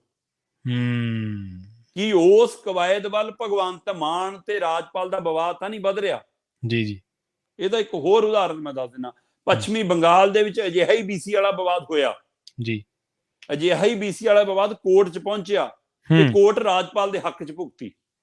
ਅੱਛਾ, ਵਾਹ। ਤੇ ਜੇ ਇਹ ਮਾਮਲਾ ਵੀ ਕੋਰਟ 'ਚ ਪਹੁੰਚਿਆ, ਹਾਂਜੀ, ਜਗਦੀਪ ਧਨਖੜ ਨਾਲ ਜਦੋਂ ਪੇਚਾ ਪਿਆ ਸੀ ਮਮਤਾ ਬੈਨਰਜੀ ਦਾ, ਬਿਲਕੁਲ। ਤੇ ਜੇਕਰ ਹੁਣ ਇਸੇ ਮਾਮਲੇ ਦੇ ਵਿੱਚ ਇਹ ਮਾਮਲਾ ਵੀ ਕੋਰਟ 'ਚ ਪਹੁੰਚਿਆ, ਤੇ ਹੁਣ ਤੱਕ ਜਿਹੜਾ ਪਹਿਲੂ ਆਪਾਂ ਵਿਚਾਰ ਰਹੇ ਹਾਂ ਕਿ ਉੱਥੇ ਉਹ ਟੀਮ ਨੇ ਵਿਚਾਰਨਾ ਹੁੰਦਾ, ਉਹ ਪ੍ਰਬੰਧਕੀ ਬੋਰਡ ਨੇ ਫਾਈਨਲ ਕਰਨਾ ਹੁੰਦਾ, ਤੇ ਉਹ ਨਾਮ ਭੇਜਿਆ ਜਾਂਦਾ ਰਾਜਪਾਲ ਨੂੰ ਤੇ ਮੋਹਰ ਲਾਈ ਜਾਂਦੀ ਆ, ਉਹਦੇ ਵਿੱਚ ਇੱਕ ਪੇਚ ਆ ਛੋਟਾ ਜਿਹਾ। ਉਹਦੇ ਵਿੱਚ ਇੱਕ ਪੇਚ ਇਹ ਹੈ ਕਿ ਜੇਕਰ 2 ਮਹੀਨੇ ਉਹਦਾ ਖਾਲੀ ਰਹਿ ਜਾਂਦਾ, ਮਤਲਬ ਕਿ ਬੀਸੀ ਦਾ, ਤਦ ਫਿਰ ਰਾਜਪਾਲ ਜਿਹੜੇ ਉਹਦੇ ਚਾਂਸਲਰ ਨੇ ਉਹਨਾਂ ਨੂੰ ਅਧਿਕਾਰ ਹੈ ਆਪਣੀ ਮਰਜ਼ੀ ਦਾ ਚਾਂਸਲਰ ਲਾਉਣ ਦਾ, ਤੇ ਫਿਰ ਪਾਵਰ ਉਹਨਾਂ ਕੋਲ ਜਾਣੀ ਆ। ਹੁਣ ਆਹ ਪੇਜ 'ਚ ਫਸਣਾ, ਕਿਉਂਕਿ ਲੰਮਾ ਸਮਾਂ ਉਹ ਸੀਟ ਖਾਲੀ ਰਹੀ ਆ। ਸੋ ਇਸ ਮਸਲੇ ਨੇ ਕੋਰਟ ਦੇ ਵਿੱਚ ਉਧਰ ਜਾਣਾ ਪਹਿਲੂ, ਇਸ ਲਈ ਇਹ ਬਖੇੜਾ ਬੀਜੇਪੀ ਨੂੰ ਸੂਟ ਕਰਦਾ। ਤੇ ਮੈਂ ਤਾਂ ਹੀ ਕਹਿ ਰਿਹਾ ਕਿ ਕੀ ਭਗਵੰਤ ਮਾਨ ਵੀ ਹੁਣ ਬੀਜੇਪੀ ਵਾਲੇ ਪਾਸਿਓਂ ਤਾਂ ਨਹੀਂ ਖੇਡਣ ਲੱਗ ਗਏ, ਪੰਜਾਬੀਆਂ ਨੂੰ ਦਿਖਾਉਣ ਲਈ ਚਿੱਠੀ ਪੰਜਾਬੀ 'ਚ ਹੋਵੇ ਤੇ ਆਹ ਲੜਾਈ ਰਾਜਪਾਲ ਤੇ ਇਹਦੇ ਵਿੱਚ ਤਾਕਤਾਂ ਵੱਧ ਰਾਜਪਾਲ ਕੋਲ ਚਲੇ ਜਾਣ। ਅਣਐਲਾਨਿਆ ਪਹਿਲਾਂ ਹੀ ਪੰਜਾਬ ਦੇ ਵਿੱਚ ਵੀ ਗਵਰਨਰੀ ਰਾਜ ਅੱਧੇ 'ਚ ਤਾਂ ਲੱਗਿਆ ਹੀ ਆ, ਤੇ ਆਹ ਪੂਰੀ ਤਰ੍ਹਾਂ ਲਵਾਉਣ ਦੀ ਕਵਾਇਦ ਆ। ਸੋ ਇਸ ਲਈ ਇਸ ਬਖੇੜੇ ਨੂੰ ਪੰਜਾਬ ਹਿੱਤ 'ਚ ਧਿਆਨ 'ਚ ਰੱਖ ਕੇ, ਉਸ ਮੁੱਦਿਆਂ ਨੂੰ ਧਿਆਨ 'ਚ ਰੱਖ ਕੇ ਲੜਨਾ ਚਾਹੀਦਾ, ਨਾ ਇਹ ਚਿੱਠੀ ਖੇਲ ਕੇ ਅੰਗਰੇਜ਼ੀ ਪੰਜਾਬੀ ਖੇਡ ਕੇ ਧਿਆਨ ਮੁੱਖ ਮੁੱਦਿਆਂ ਤੋਂ ਭਟਕਾ ਕੇ ਕਿਤੇ ਹੋਰ ਲਿਜਾ ਕੇ ਤੇ ਕੱਲ ਨੂੰ ਗਵਰਨਰ ਦੇ ਹੱਥ ਮਜ਼ਬੂਤ ਕਰਨ ਵਾਲੀ ਕਵਾਇਦ ਨਾ ਹੋ ਜਾਵੇ। ਇਹ ਫਿਕਰਮੰਦੀ ਖੜੀ ਆ ਪੰਜਾਬ ਦੇ। ਜੀ ਬਿਲਕੁਲ। ਜਦੋਂ ਇਸ ਤਰ੍ਹਾਂ ਦੇ ਕੋਈ ਸੰਵਿਧਾਨਕ ਝਗੜੇ ਹੁੰਦੇ ਨੇ ਤਾਂ ਫਿਰ ਉਹਨਾਂ ਦੀਆਂ ਵੱਖ-ਵੱਖ ਐਂਗਲਸ ਤੋਂ, ਵੱਖ-ਵੱਖ ਥਿਊਰੀਜ਼ ਤੋਂ ਉਹਨਾਂ ਨੂੰ ਫਿਰ ਐਨਾਲਿਸਿਸ ਕੀਤਾ ਜਾਂਦਾ, ਉਹਨਾਂ ਦਾ ਐਨਾਲਿਸਟ ਕੀਤਾ ਜਾਂਦਾ, ਉਹਨਾਂ ਨੂੰ ਕਿ ਕਿਵੇਂ ਪੜਚੋਲ ਕੀਤੀ ਜਾਂਦੀ ਉਹਨਾਂ ਦੀ। ਅਗਲੀ ਖਬਰ ਦੇ ਵੱਲ ਵਧੀਏ ਸ਼ਰਮਾ ਜੀ, ਤੇ ਗੱਲ ਕਰੀਏ ਬੀਬੀ ਜਗੀਰ ਕੌਰ ਜੀ ਦੀ। ਐਸਜੀਪੀਸੀ ਦੀ ਪ੍ਰਧਾਨਗੀ ਦੇ ਲਈ ਹੁਣ ਕੱਲ ਤਾਂ ਦਾਅਵਾ ਹੀ ਠੋਕਿਆ ਸੀਗਾ, ਅੱਜ ਸੁਖਬੀਰ ਨੂੰ ਕਹਿੰਦੇ ਧਮਕੀ ਵੀ ਦੇਤੀ। ਪ੍ਰਵੀਨ ਜੀ, ਕੱਲ ਜਦੋਂ ਆਪਾਂ ਗੱਲ ਕਰ ਰਹੇ ਸੀ ਤਦ ਆਪਣੇ ਕੋਲ ਮਤਲਬ ਇਹ ਜਾਣਕਾਰੀ ਮੇਰੇ ਕੋਲ ਨਹੀਂ ਸੀਗੀ ਕਿ ਸੁਖਬੀਰ ਬਾਦਲ ਨਾਲ ਮੁਲਾਕਾਤ ਹੋ ਚੁੱਕੀ ਹੈ ਬੀਬੀ ਦੀ, ਪਰ ਕੱਲ ਦੇਰ ਸ਼ਾਮ ਤੱਕ ਮੈਨੂੰ ਇਹ ਪਤਾ ਲੱਗਿਆ ਕਿ ਬੀਬੀ ਜਗੀਰ ਕੌਰ ਬਾਦਲ ਦੇ ਦਰ ਤੱਕ ਪਹੁੰਚ ਚੁੱਕੀ ਆ, ਤੇ ਕੁੰਡਾ ਖੜਕਾ ਕੇ ਕਹਿੰਦੇ ਦੇਹਲੀਆਂ 'ਚ ਖੜ ਕੇ ਹੀ ਕਿਹਾ ਕਿ ਸੁਖਬੀਰ ਸਿਆਂ ਕਿ ਜੇ ਤਾਂ ਮੈਨੂੰ ਉਮੀਦਵਾਰ ਐਲਾਨ ਦਾ ਫਿਰ ਤਾਂ ਠੀਕ ਆ, ਜੇ ਨਹੀਂ ਐਲਾਨ ਦਾ ਫਿਰ ਆਪਾਂ ਮੈਦਾਨ 'ਚ ਟੱਕਰਾਂਗੇ, ਮੈਂ ਤਾਂ ਚੁਣ ਲੜੂੰਗੀ। ਸੋ ਬੀਬੀ ਜਗੀਰ ਕੌਰ ਦੇ ਲਈ ਇਸ ਤਰ੍ਹਾਂ ਮਤਲਬ ਕਿ ਖੁੱਲ੍ਹ ਕੇ ਬਾਗੀ ਹੋਣਾ। ਆਪਾਂ ਕੱਲ ਵੀ ਇਸ ਪਹਿਲੂ ਤੋਂ ਗੱਲ ਕਰ ਰਹੇ ਸੀ ਕਿ ਕਿਤੇ ਬੀਬੀ ਨੂੰ ਵੀ ਬੀਜੇਪੀ ਦਾ ਆਸ਼ੀਰਵਾਦ ਤਾਂ ਨਹੀਂ। ਸੋ ਹੁਣ ਇਸ ਗੱਲ ਦੇ ਵਿੱਚ ਪੁਖਤਾ ਗੱਲ ਹੁੰਦੀ ਜਾ ਰਹੀ ਆ। ਬੀਬੀ ਜਗੀਰ ਕੌਰ ਇੱਕ ਪਾਸੇ ਮਤਲਬ ਹੁਣ ਇਹ ਨਹੀਂ ਅਜੇ ਤੱਕ ਸਪਸ਼ਟ ਹੋਇਆ ਇਸ ਪਹਿਲੂ ਦੇ ਵਿੱਚ ਵੀ ਕਿ ਸੁਖਬੀਰ ਬਾਦਲ ਨੇ ਬੀਬੀ ਨੂੰ ਬੁਲਾਇਆ ਸੀ ਜਾਂ ਬੀਬੀ ਨੇ ਆਪ ਪਹੁੰਚ ਕੀਤੀ ਸੀ, ਇਹ ਤਾਂ ਨਹੀਂ ਪਤਾ। ਪਰ ਬੀਬੀ ਜਗੀਰ ਕੌਰ ਔਰ ਸੁਖਬੀਰ ਬਾਦਲ ਦੀ ਪਿਛਲੇ ਦਿਨਾਂ ਦੇ ਵਿੱਚ ਮੁਲਾਕਾਤ ਹੋਈ ਆ। ਉਸ ਮੁਲਾਕਾਤ ਦੇ ਵਿੱਚ ਬੀਬੀ ਜਗੀਰ ਕੌਰ ਨੇ ਸਿੱਧਾ ਕਿਹਾ ਕਿ ਪ੍ਰਧਾਨ ਜੀ, ਮੈਂ ਚੋਣ ਲੜਨ ਦੀ ਇੱਛਕ ਹਾਂ, ਔਰ ਮੈਂ ਇਸ ਵਾਰ ਚਾਹੁੰਦੀ ਹਾਂ ਕਿ ਮੈਂ ਸ਼੍ਰੋਮਣੀ ਕਮੇਟੀ ਦੀ ਚੋਣ ਲੜਾਂ, ਤੇ ਉਸ ਦੇ ਵਿੱਚ ਮਤਲਬ ਕਿ ਮੈਂ ਪਾਰਟੀ ਵੱਲੋਂ ਹੀ ਉਮੀਦਵਾਰ ਬਣਨਾ ਚਾਹੁੰਦੀ ਹਾਂ ਤੇ ਮੈਂ ਚਾਹੁੰਦੀ ਹਾਂ ਕਿ ਤੁਹਾਡਾ ਮੈਨੂੰ ਸਹਿਯੋਗ ਮਿਲੇ, ਸਾਥ ਮਿਲੇ। ਤਾਂ ਉਹਨੇ ਇਸ ਹਵਾਲੇ ਨਾਲ ਆਪਣਾ ਨਾਂ ਰੱਖਤਾ ਤੇ ਨਾਲ ਇਹ ਵੀ ਕਹਿਤਾ ਕਿ ਮੇਰੀ ਤਿਆਰੀ ਹੈ ਜੀ। ਸੋ ਉਹ ਤੋਂ ਸਾਫ਼ ਹੈ ਕਿ ਜੇ ਤੁਸੀਂ ਨਹੀਂ ਐਲਾਨਦੇ ਮੈਂ ਤਾਂ ਵੀ ਚੋਣ ਲੜਾਂਗੀ। ਪਰ ਦੂਸਰੇ ਪਾਸੇ ਉਹ ਸ਼੍ਰੋਮਣੀ ਕਮੇਟੀ ਨੂੰ ਬੀਬੀ ਜੀ ਲਿਖ ਰਹੇ ਨੇ ਕਿ ਭਾਈ ਚੋਣ ਹਫ਼ਤਾ ਖੰਡ 10 ਦਿਨ ਅੱਗੇ ਪਾਈ ਜਾਵੇ, ਇਜਲਾਸ ਅੱਗੇ ਪਾਇਆ ਜਾਵੇ। ਉਹਦਾ ਮਤਲਬ ਪਹਿਲੂ ਰੱਖਦੇ ਨੇ, ਆਧਾਰ ਬਣਾਉਂਦੇ ਨੇ ਕਿ ਇੱਕ ਤਾਂ ਜਥੇਦਾਰ ਸਾਹਿਬ ਬਾਹਰ ਨੇ, ਵਿਦੇਸ਼ ਗਏ ਹੋਏ ਨੇ, ਦੂਸਰਾ ਕੁਝ ਮੈਂਬਰ ਬਾਹਰ ਗਏ ਹੋਏ ਨੇ। ਸੋ ਇਸ ਲਈ ਉਹ ਹਫ਼ਤੇ 10 ਦਿਨਾਂ 'ਚ ਮੁੜ ਆਉਣਗੇ, ਉਹ ਤੋਂ ਬਾਅਦ ਚੋਣ ਕਰਾਈ ਜਾਵੇ। ਪਰ ਧਾਮੀ ਸਾਹਿਬ ਕਹਿੰਦੇ ਕਿ ਬਿਲਕੁਲ ਨਹੀਂ ਹੋਣਾ ਜੀ। ਚੋਣ ਤੈਅ 9 ਤਰੀਕ ਨੂੰ ਹੋਏਗੀ, 9 ਨਵੰਬਰ ਨੂੰ ਇਜਲਾਸ ਹੋਏਗਾ। ਪ੍ਰਵੀਨ ਜੀ ਇਸ ਮੌਕੇ 170 ਮੈਂਬਰ ਨੇ ਜਿਹੜੇ ਚੁਣੇ ਹੋਏ ਮੈਂਬਰ ਨੇ ਸ਼੍ਰੋਮਣੀ ਗੁਰਦੁਆਰਾ ਪ੍ਰਬੰਧਕ ਕਮੇਟੀ ਦੇ, ਜੀ, ਤੇ 15 ਮੈਂਬਰ ਇਲੈਕਟਡ ਹੁੰਦੇ ਨੇ ਜਿਹੜੇ ਨਾਮਜ਼ਦ ਕੀਤੇ ਜਾਂਦੇ ਨੇ, ਤੇ 5 ਜਥੇਦਾਰ ਸਾਹਿਬ ਇਹ 'ਚ ਮੈਂਬਰ ਹੁੰਦੇ ਨੇ। ਪਰ ਜਦੋਂ ਇਜਲਾਸ ਹੁੰਦਾ ਹੈ ਤਦ ਉਹਦੇ ਵਿੱਚ ਜਥੇਦਾਰ ਸਾਹਿਬਾਨ ਮੌਜੂਦ ਤਾਂ ਹੁੰਦੇ ਨੇ ਪਰ ਵੋਟ ਨਹੀਂ ਪਾਉਂਦੇ। ਉਹ ਰਾਜਨੀਤਿਕ ਤੌਰ ਤੇ ਇਹਦੇ ਵਿੱਚ ਵੋਟ ਨਹੀਂ ਪਾਉਂਦੇ। ਸੋ 185 ਮੈਂਬਰ ਨੇ ਜਿਨ੍ਹਾਂ ਦੀ ਵੋਟ ਦਾ ਅਧਿਕਾਰ ਹੈ, ਤੇ 185 ਮੈਂਬਰਾਂ ਚੋਂ ਮੇਰੇ ਕੋਲ ਜਿਹੜੀ ਜਾਣਕਾਰੀ ਆ ਉਹਨਾਂ ਚੋਂ 2 ਮੈਂਬਰ ਤਾਂ ਅਸਤੀਫਾ ਦੇ ਚੁੱਕੇ ਨੇ। ਠੀਕ ਹੈ, ਅੱਛਾ। 28 ਦੇ ਕਰੀਬ ਮੈਂਬਰ ਚੜ੍ਹਾਈ ਕਰਕੇ ਇਸ ਫਾਨੀ ਸੰਸਾਰ ਤੋਂ ਜਾ ਚੁੱਕੇ ਨੇ। ਸੋ 2 ਮੈਂਬਰ ਮਤਲਬ ਅਸਤੀਫਾ ਦੇ ਕੇ ਉਹ ਵੀ ਵੋਟ ਤੋਂ ਲਾਂਭੇ ਨੇ, ਹੁਣ ਵਿਹਲੇ ਨੇ। 28 ਮੈਂਬਰ ਚੜ੍ਹਾਈ ਕਰਕੇ ਉਹ ਵੀ, 30 ਮੈਂਬਰ ਤਾਂ ਇਹ ਗਏ 185 ਚੋਂ। ਬਾਕੀਆਂ ਦੇ ਵਿੱਚੋਂ ਮੈਨੂੰ ਪਤਾ ਲੱਗ ਰਿਹਾ ਕਿ 12 ਤੋਂ ਲੈ ਕੇ 20 ਦੇ ਕਰੀਬ ਮੈਂਬਰ ਵਿਦੇਸ਼ 'ਚ ਨੇ ਜੀ। ਤੇ ਉਹ ਵਿਦੇਸ਼ 'ਚੋਂ ਉਹਨਾਂ 'ਚੋਂ ਕਿੰਨੇ ਕੁ ਮੁੜਨਗੇ, ਕਿੰਨੇ ਕੁ ਨਹੀਂ, ਪਤਾ ਲੱਗ ਰਿਹਾ ਕਿ 12-15 ਦੀ ਦਾ ਵੋਟ ਤੈਅ ਹੀ ਹੈ ਕਿ ਨਹੀਂ ਪੈਣੀ 9 ਤਰੀਕ ਨੂੰ, ਤੇ 20 ਤੱਕ ਮੈਂਬਰ ਸ਼ਾਇਦ ਬਾਹਰ ਨੇ, ਉਹਨਾਂ 'ਚੋਂ 7-8 ਮੁੜੇ ਆਉਣ। ਸੋ ਹੁਣ ਇਸ ਹਵਾਲੇ ਨਾਲ ਬੀਬੀ ਜਗੀਰ ਕੌਰ ਚਾਹੁੰਦੀ ਹੈ ਕਿ ਵੋਟ ਅੱਗੇ, ਚੋਣ ਅੱਗੇ ਚਲੀ ਜਾਵੇ, ਇਜਲਾਸ ਅੱਗੇ ਚਲਾ ਜਾਵੇ, ਤਾਂ ਕਿ ਘੱਟੋ-ਘੱਟ ਜਿਹੜੇ ਬਾਹਰ ਲਿਆ ਉਹ ਮੁੜ ਆਉਣ, ਕਿ ਮੇਰਾ ਉਹਨਾਂ ਨਾਲ ਵੀ ਤਾਲਮੇਲ ਹੈ। ਪਰ ਇੱਧਰ ਜਿਹੜੇ ਬਾਗੀ ਗਰੁੱਪ ਹੈ, ਜਿਹੜਾ ਜਿਹਨੂੰ ਮੰਨਿਆ ਜਾਂਦਾ ਕਿ ਅੰਦਰ ਬਾਦਲਾਂ ਦੇ ਉਲਟ ਭੁਗਤਣ ਵਾਲੀ ਵੋਟ, ਉਹ ਇਹਨਾਂ ਦੇ ਵਿੱਚੋਂ 22 ਵੋਟਾਂ ਉਹ ਦੱਸੀਆਂ ਜਾਂਦੀਆਂ, 20-22 ਮੈਂਬਰ ਨੇ। ਹੁਣ ਉਹ 20 ਦੇ 20 ਜਾਂ 22 ਦੇ 22 ਮੈਂਬਰ ਕੀ ਬੀਬੀ ਦੇ ਹੱਕ 'ਚ ਭੁਗਤਣਗੇ? ਮੈਨੂੰ ਬੀਬੀ ਵਾਲੇ ਹਵਾਲੇ ਤੋਂ ਪਤਾ ਲੱਗ ਰਿਹਾ ਕਿ ਬੀਬੀ ਦਮ ਭਰ ਰਹੀ ਹੈ ਕਿ ਮੇਰੇ ਕੋਲ 170 ਕੁ ਵੋਟਾਂ ਹੈਗੀਆਂ। ਅੱਛਾ। ਸੋ ਜੇਕਰ ਤੁਸੀਂ ਦੇਖੋ ਕਿ 30 ਵੋਟਾਂ ਪਹਿਲਾਂ ਹੀ ਨਹੀਂ ਗਈਆਂ, 10 ਮੰਨ ਲਓ ਆਉਣੀਆਂ ਨਹੀਂ ਗਈਆਂ, 40 ਗਈਆਂ 185 ਦੇ ਵਿੱਚੋਂ, 185 ਚੋਂ 40 ਜਾਣ ਦਾ ਮਤਲਬ ਹੈ 145 ਕੁ ਵੋਟਾਂ ਬਚੀਆਂ। ਤੇ ਜੀ ਬੀਬੀ 145 ਦੇ ਵਿੱਚੋਂ 70 ਕੁ ਵੋਟਾਂ ਦਾ ਦਮ ਭਰਦੀ ਆ, ਤਾਂ ਬੀਬੀ ਪੂਰੇ ਮੁਕਾਬਲੇ 'ਚ ਆ ਫਿਰ। ਬਿਲਕੁਲ ਜੀ, ਬਿਲਕੁਲ। ਤੇ ਜੇ ਅੱਜ ਦੀ ਤਰੀਕ 'ਚ 1 ਮਹੀਨਾ ਪਹਿਲਾਂ ਉਹ ਕਹਿੰਦੀ ਆ 70 ਨੇ, ਚੋਣਾਂ ਦੇ ਨੇੜੇ ਜਾ ਕੇ ਜਾਂ ਘਟਣਗੇ ਜਾਂ ਵਧਣਗੇ। ਹੁਣ ਇਹਦੇ ਵਿੱਚ ਸਿੱਧਾ ਪਹਿਲੂ ਇਹ ਆ ਕਿ ਅਯਾਲੀ ਹੋਰੀ ਖੁੱਲ ਕੇ ਨਹੀਂ ਬੋਲ ਰਹੇ, ਉਹ ਧੜਾ ਖੁੱਲ ਕੇ ਨਹੀਂ ਖੇਡ ਰਿਹਾ। ਪਰ ਮੈਨੂੰ ਪਤਾ ਲੱਗ ਰਿਹਾ ਕਿ ਚੰਦੂ ਮਾਜਰੇ ਹੋਰਾਂ ਦਾ ਆਸ਼ੀਰਵਾਦ ਬੀਬੀ ਜਗੀਰ ਕੌਰ ਨੂੰ ਹੈਗਾ ਜੀ, ਪਰ ਕਰਨੈਲ ਸਿੰਘ ਪੰਜੋਲੀ ਹੋਰੀ ਇਸ ਵਾਰ ਬਾਦਲਾਂ ਦੇ ਪਾਲੇ 'ਚ ਨੇ, ਜਿਹੜੇ ਇੱਕੋ ਟੌੜੇ ਧੜੇ ਤੋਂ ਆਉਂਦੇ ਨੇ, ਇੱਕੋ ਗਰੁੱਪ ਤੋਂ ਆਉਂਦੇ ਨੇ, ਇਕੱਠੇ ਰਾਜਨੀਤਿਕ ਸਾਂਝ ਰਹੀ ਹੈ, ਜਿਨ੍ਹਾਂ ਦੀ ਦੋਏ ਟੌੜਾ ਸਾਹਿਬ ਦੇ ਆਪਣੇ ਆਪ ਨੂੰ ਚੇਲੇ ਕਹਾਉਂਦੇ ਨੇ। ਪਰ ਪੰਜੋਲੀ ਹਮੇਸ਼ਾ ਹੀ ਜੱਸਾ ਟੌੜੇ ਨਾਲ ਖੜੇ ਰਹੇ, ਚੰਦੂ ਮਾਜਰਾ ਹੋਰੀ ਕਿਸੇ ਸਮੇਂ ਪਾਲਾ ਵੀ ਬਦਲਦੇ ਰਹੇ ਜੀ। ਇੱਥੋਂ ਤੱਕ ਕਿ ਗੁਰਚਰਨ ਸਿੰਘ ਟੌੜਾ ਹੋਰਾਂ ਦੇ ਪਿੰਡ ਦੇ ਵਿੱਚ ਕਦੇ ਵੀ ਸਰਪੰਚੀ ਦੀ ਚੋਣ ਨਹੀਂ ਹੋਈ ਜਿੰਨੇ ਦੇ ਟੌੜਾ ਸਾਹਿਬ ਜਿਉਂਦੇ ਰਹੇ। ਅੱਛਾ।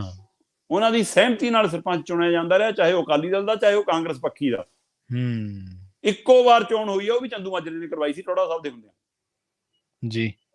ਸੋ ਇਸ ਲਈ ਚੰਦੂ ਮਾਜਰਾ ਇਸ ਵਾਰ ਕਹਿੰਦੇ ਕਿ ਬੀਬੀ ਜਗੀਰ ਕੌਰ ਨਾਲ ਖੜਨ ਨੂੰ ਤਿਆਰ ਨੇ, ਪਰ ਪੰਜੋਲੀ ਇਸ ਵਾਰ ਕਹਿੰਦੇ ਕਿ ਉਧਰ ਖੜਨ ਨੂੰ ਤਿਆਰ ਨੇ ਬਾਦਲਾਂ ਨਾਲ। ਉਹਦਾ ਪਹਿਲੂ ਵੀ ਇਹ ਆ ਕਿਉਂਕਿ ਹਰਮਿੰਦਰ ਸਿੰਘ ਧਾਮੀ ਹੋਰੀ ਵੀ ਜੱਸਾ ਟੌੜਾ ਧੜੇ ਦੇ ਮੰਨੇ ਜਾਂਦੇ ਨੇ। ਸੋ ਇਸ ਲਈ ਪੰਜੋਲੀ ਕਹਿੰਦੇ ਮੈਂ ਤਾਂ ਆਪਣੇ ਗਰੁੱਪ ਨਾਲੇ ਖੜਾ। ਤੇ ਹਰਮਿੰਦਰ ਸਿੰਘ ਧਾਮੀ ਸੁਖਬੀਰ ਬਾਦਲ ਦੀ ਅੱਜ ਵੀ ਪਹਿਲੀ ਪਸੰਦ ਨੇ। ਮੈਨੂੰ ਪਤਾ ਲੱਗ ਰਿਹਾ ਕਿ ਇਸ ਵਾਰ ਇੱਕ ਨਵੇਕਲਾ ਕੰਮ ਕਰਨ ਜਾ ਰਿਹਾ ਅਕਾਲੀ ਦਲ।